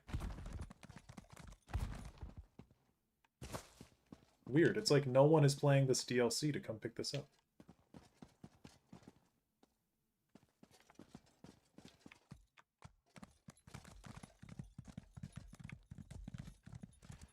I find compared to Skyrim, a lot of ESO characters are trying to be goofy. I think a big problem that I have with ESO is that they insist on everybody being your friend. It's like, hey friend, come here. Like Scordo the Knife is like, come on, pal, tell me what happened. And I'm just like, my character is not friends with you. We have done nothing for us to be friends. Like the guy in the Necrom expansion, Jesus Christ, that like little Dunmer guy, like, oh my Hey, god. pal. Yep. I Hey, haven't pal. gone in yet, but it looks like someone's been here.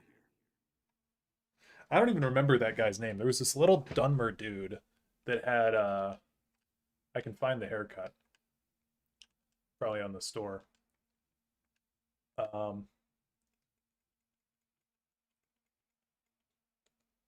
He had... Oh, dude, he had this hair... Oh, this? Did he have this haircut? He had this haircut, I want to say. It's dark hair.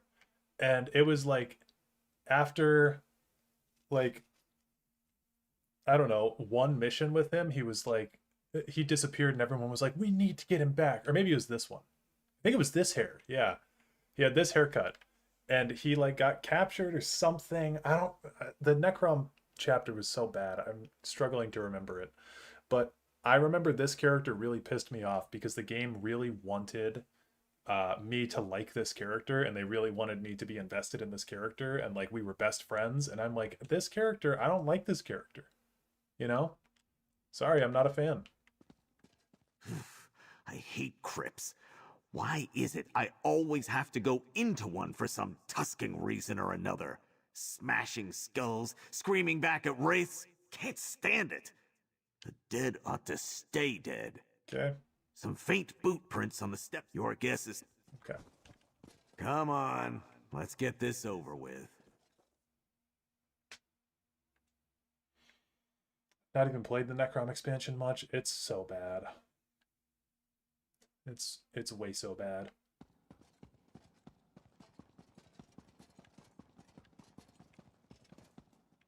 I think the only thing that makes Necrom better is the fact that Gold Road is maybe worse.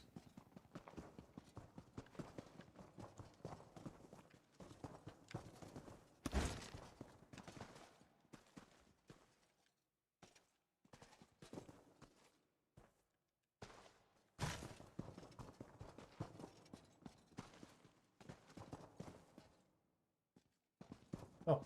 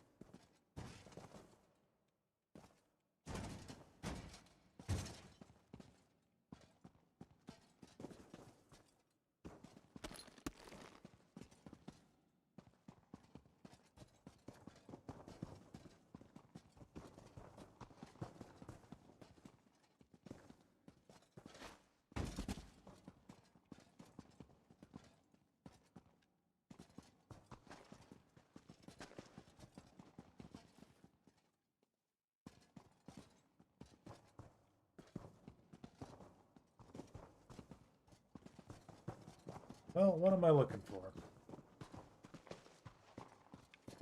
Seems like it's in this room. Is there a door?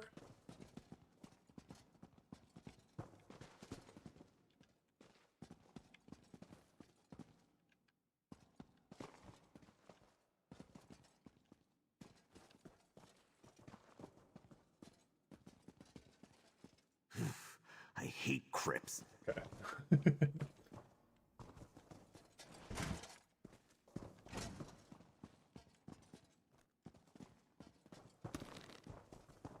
I do have a full live stream, so if anyone's curious, we streamed the entire Necrom chapter live on the channel last year. So if you guys do want to find that, that is in my live stream playlist. Oh, there's an upstairs. Okay, that makes more sense. But yeah, there's a live stream playlist on my channel, so if you're curious to watch the storyline with my obnoxious commentary over it, then that is available for you.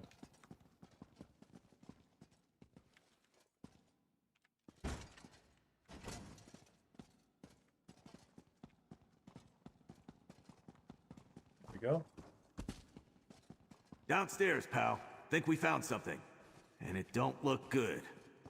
Be gone! I have nothing more to say to you, necromancer. Someone in that tomb's been talking to Wormblood. Disable that barrier and we might learn I also something. just think the name Wormblood is kind of cringe. Careful there. They weren't fooling around. I am here, curse you! What else do you... Wait. You are not Wormblood. Who are you? Is this some new ruse? A trick to win my confidence after Wormblood drew my soul from the afterlife and compelled me to speak? I will tell you no more than I told your master. Unless... wait. You are no follower of the Black Worm. I love the exposition. A trick to win my confidence after Wormblood drew my soul from the afterlife and compelled me to speak? Like, who talks like that? I'm trying to stop Wormblood. You said he compelled you to speak? Oh, okay, he said that because we have to say this in response. Yes. He bound me with this crystal and tormented me. questioning me about the location of a relic from ancient times. Glorious times. The gift of death. Stolen long ago. Yet Wormblood's crystal pins me to this place. I cannot bear it. Listen, the gift of death can recall to life any departed soul, at the cost of a willing sacrifice. A life for a life. But it is also a key to great power. There is a secret place in Eastern Solstice. Wormblood found it and draws upon its power. That is why his necromancy is so strong. Yet with the gift of death, he could unlock its full might. I will say no more. Now, release me! No, do not leave! Long ago, Molag Bal's servants built a mighty temple to harvest souls departing the mortal plane. The forces of light defeated Mornaril and sealed its heart, but the gift could wake it. Release me, please! Wormblood left a focus in this chamber. Okay. Peace once again. Gabrielle's going to want to see that crystal. She's probably holed up in the Regent's study with the gift of death.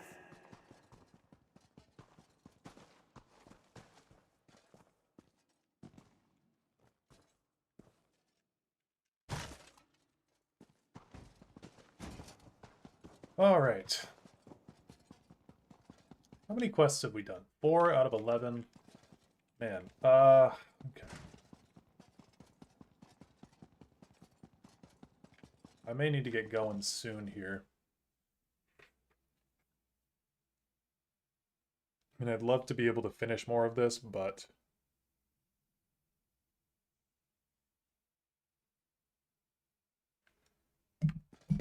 do have things to do in my real life.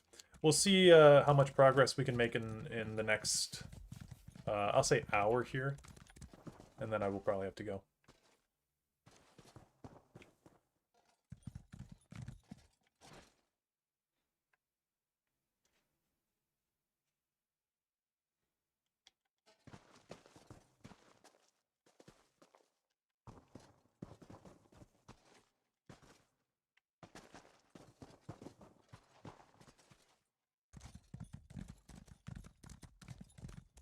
Here's our blue wall of energy, by the way.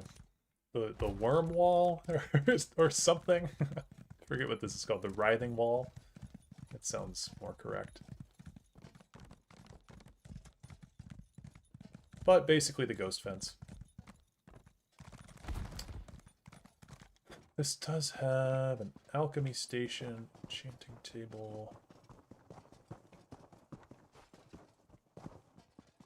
Okay.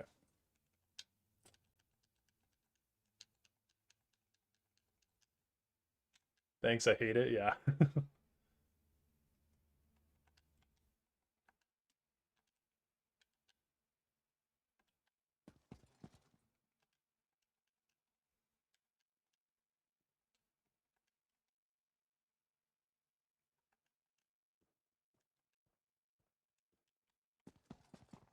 How likely do you think it is that Daedra tests existed in the previous Kalpas? Kalpas are something that I will probably not talk about at the moment because I know literally nothing about them.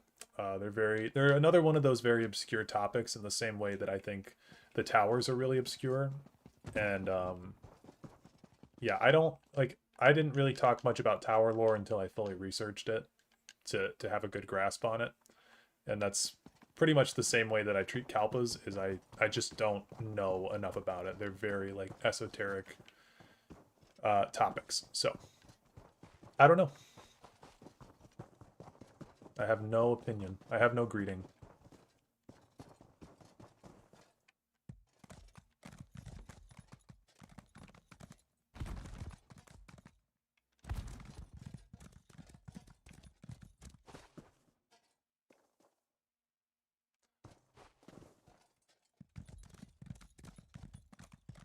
Ooh, goody, more tome points.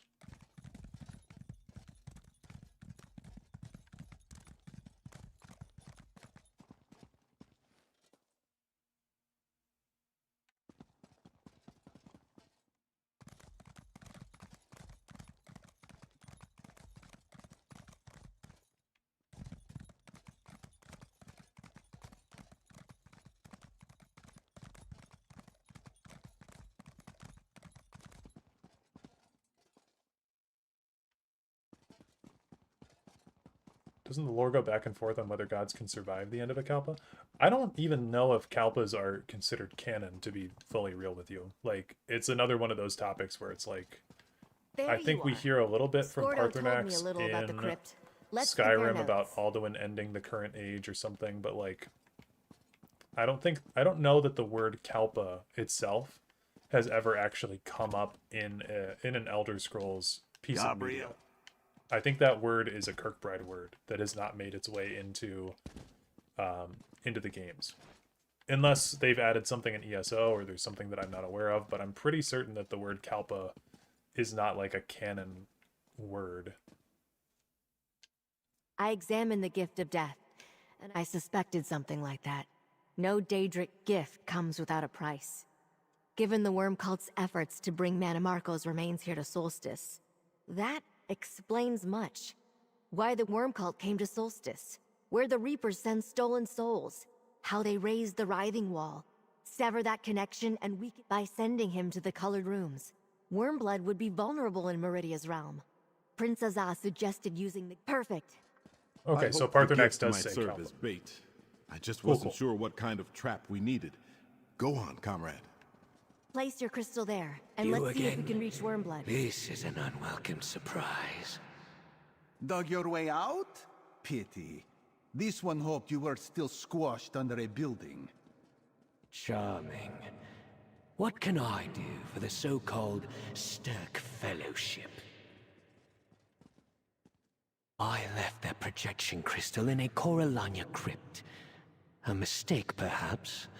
No doubt Arveril told you about our conversations. And the gift of death. So why have you summoned me? I see little point in bargaining. You know my power. Clearly, you are acquainted with Galarian.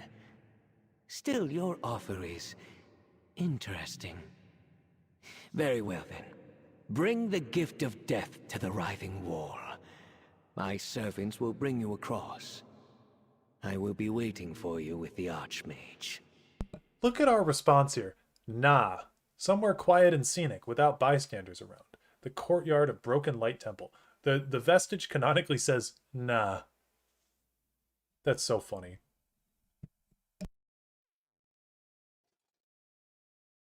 A crumbling ruin dedicated to an uncaring mistress. As you wish. We will meet at the old temple. But if you deal falsely with me, my forces will descend upon Sunport and slaughter everyone within its walls. It is well within my power. It is arranged. Do not keep me waiting. We won't. Well done, friend. Yeah, I don't like talking about Kalpas because I don't know how seriously the dev team takes them. So I do plan to do the next big lore projects I want to do are Arden Sul, then we're going to do an exploration of souls in Elder Scrolls, then Daedric biology will be next, and then Kalpas. Those are the big topics that I want to topic next. That was rather exhausting. Anyway, nicely done. I wasn't sure Wormblood would agree to meet on it. We'll gather all the...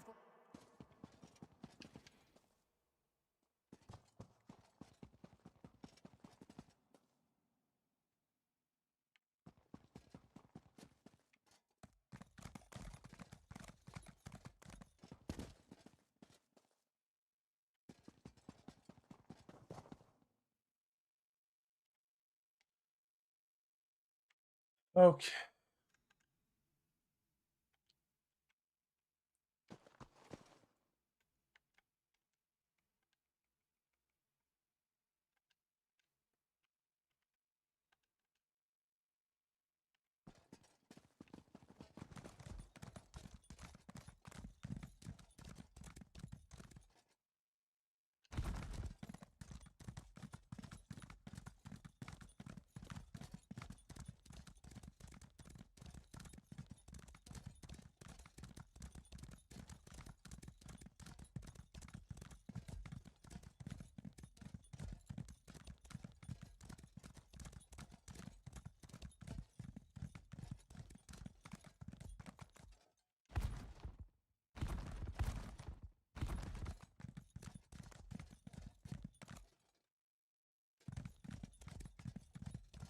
This thing's cool.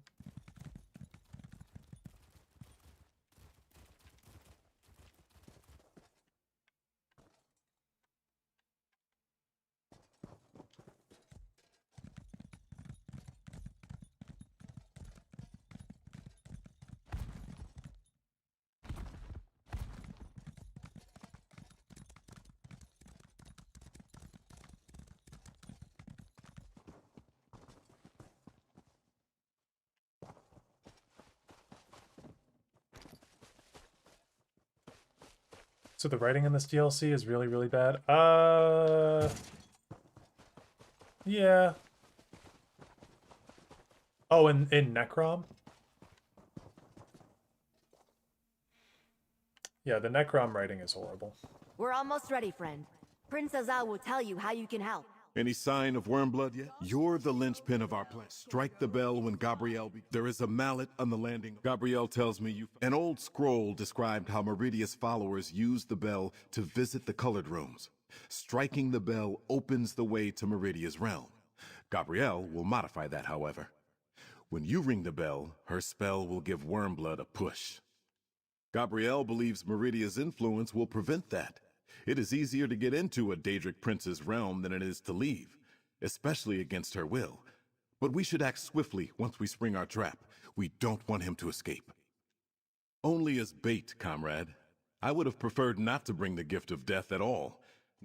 Okay. Choose a champion. You can choose between Scordo, Wax and Ash, or Raz. We're gonna choose This one Raz. has seen that you need a little... Is that really that tough a decision, Five Claw? Raz just sparkles. It is his nature. But do not worry for Raz. This one has never been to the colored rooms.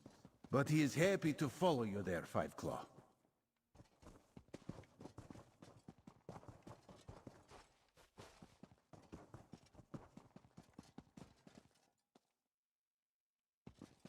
I'm ready. Get into position, friend. Wormblood should arrive at any moment. I am here, and I brought Galarian. It appears you brought some friends, too. I will honor our agreement if you hand over the gift of death. I'll get it for you. Right now! Bing bong.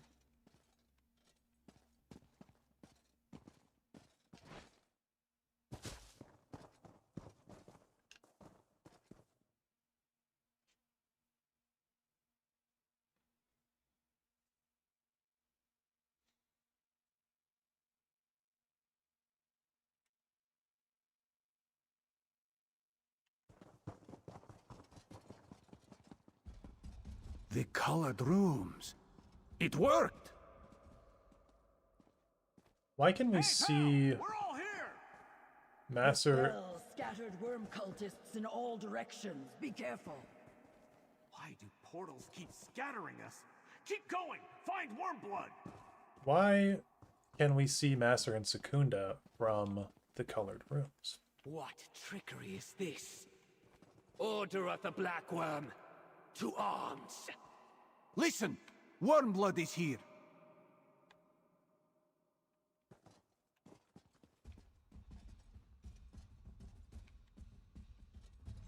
More illusion tricks, surely, yeah.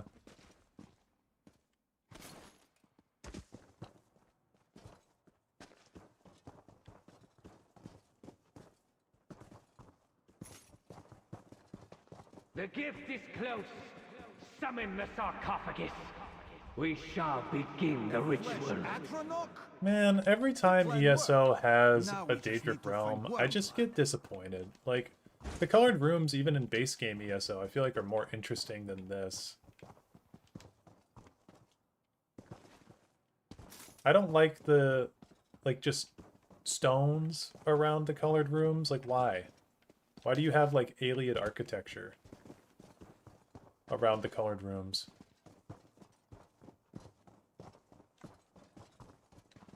What Daedric realm is this? This is Meridia's realm, the colored rooms. Up by that wall! It's Vanos Galarian! Yeah, Nocturnal's realm is really bad. Is anyone here? Gabrielle? Gabrielle? I need help! Where are you? Vanus, we're here. You're safe now. God, he's so useless. This is, yeah, I was gonna say. You're not Vanus. It's the same trick that she pulled before. So easily fooled. A poisoned blade for you, dear Gabrielle. I'll take the gift of death now. No, traitor.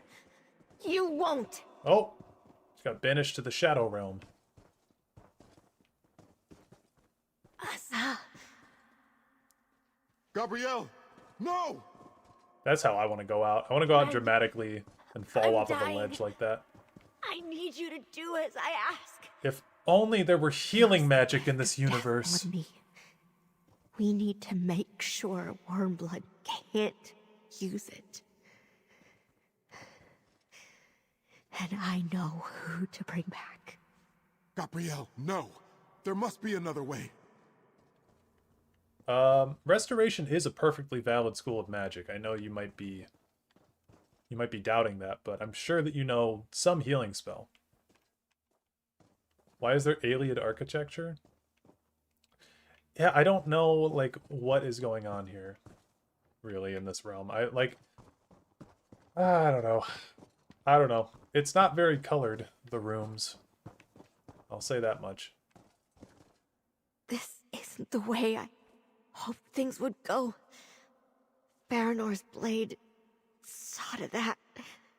But we have one more chance to defeat Wormblood. Stop him from bringing back Mannimarco. You have to use the gift of death. On me. There must be something we can do. No time.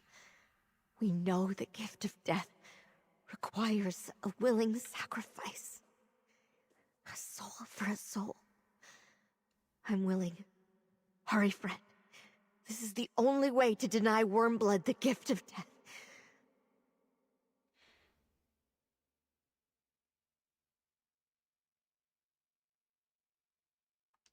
Not this time, my friend. I'm dying. If we do nothing, Wormblood uses the gift to resurrect Mannimarco.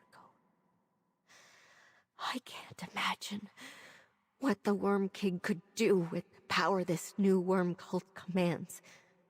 Please, do as I ask. If you're sure it has to be this way, then I understand.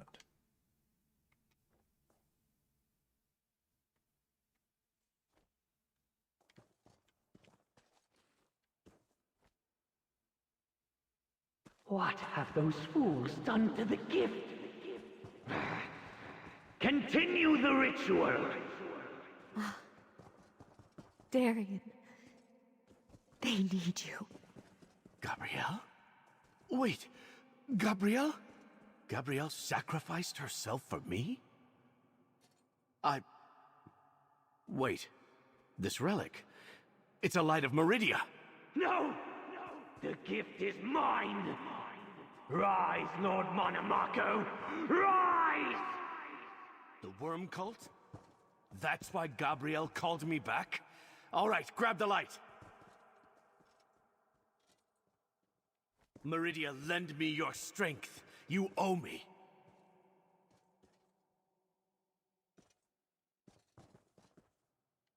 Oh, I have to do it.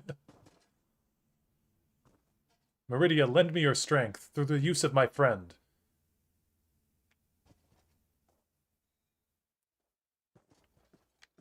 Is he gonna do anything, or oh, he's my follower right now. I think we should go this way, actually. I think that's probably what we should do. Yeah, I think like the thing here with the colored rooms right now, it's not that it doesn't have color, it's just that it's not very bright. It's kind of a weird design. Like, you know, the color is a spectrum, obviously. So I just think it should be more fantastical. Okay. Yeah, it feels very uninspired. Baranor, the ritual has reached a crucial stage. Make sure I am not interrupted. Wait! I am not the vessel! You fools! The King of Worms is back!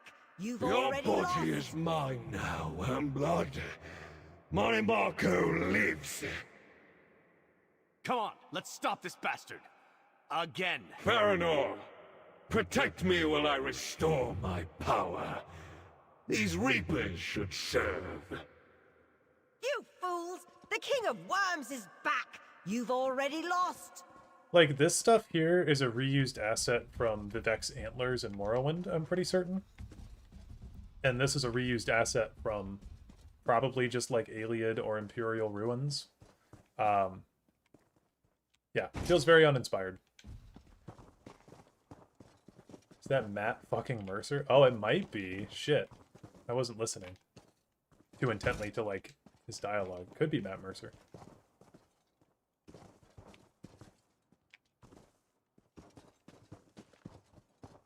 Got her!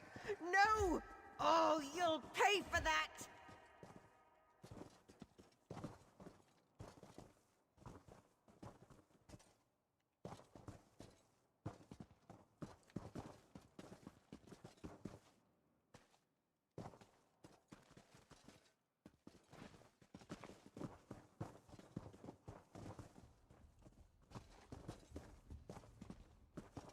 Come to my Did servants! they?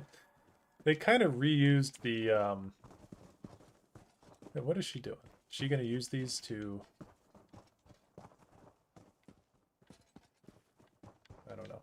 This is a kind of reused mechanic from the, Depths of Molitar. Paranor has fallen? No matter. My strength returns. The relic, the Light of Meridia. Trust me, use it on the Worm Cult's devices. Okay.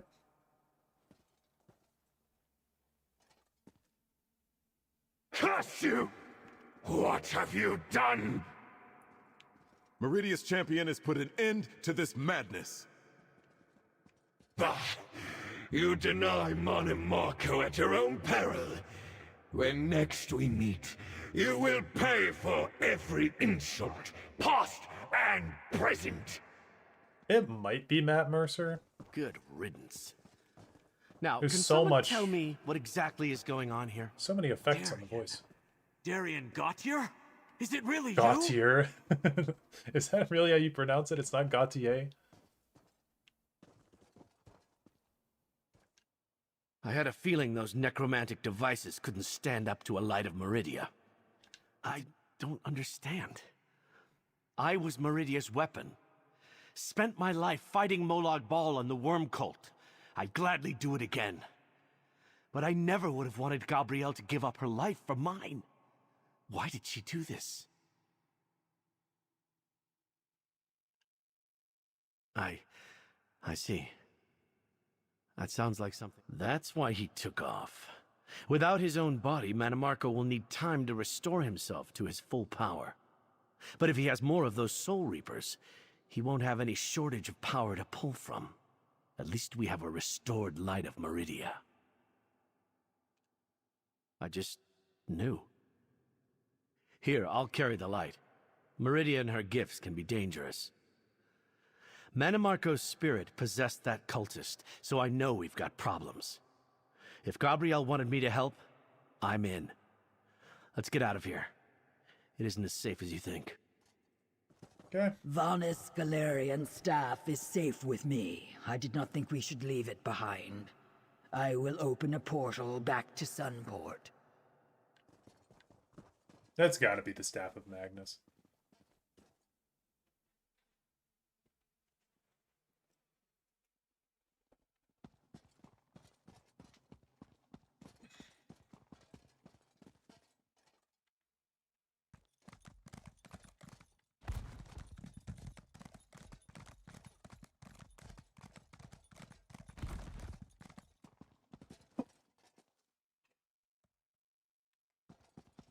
Thank you for the light, Sir Darian.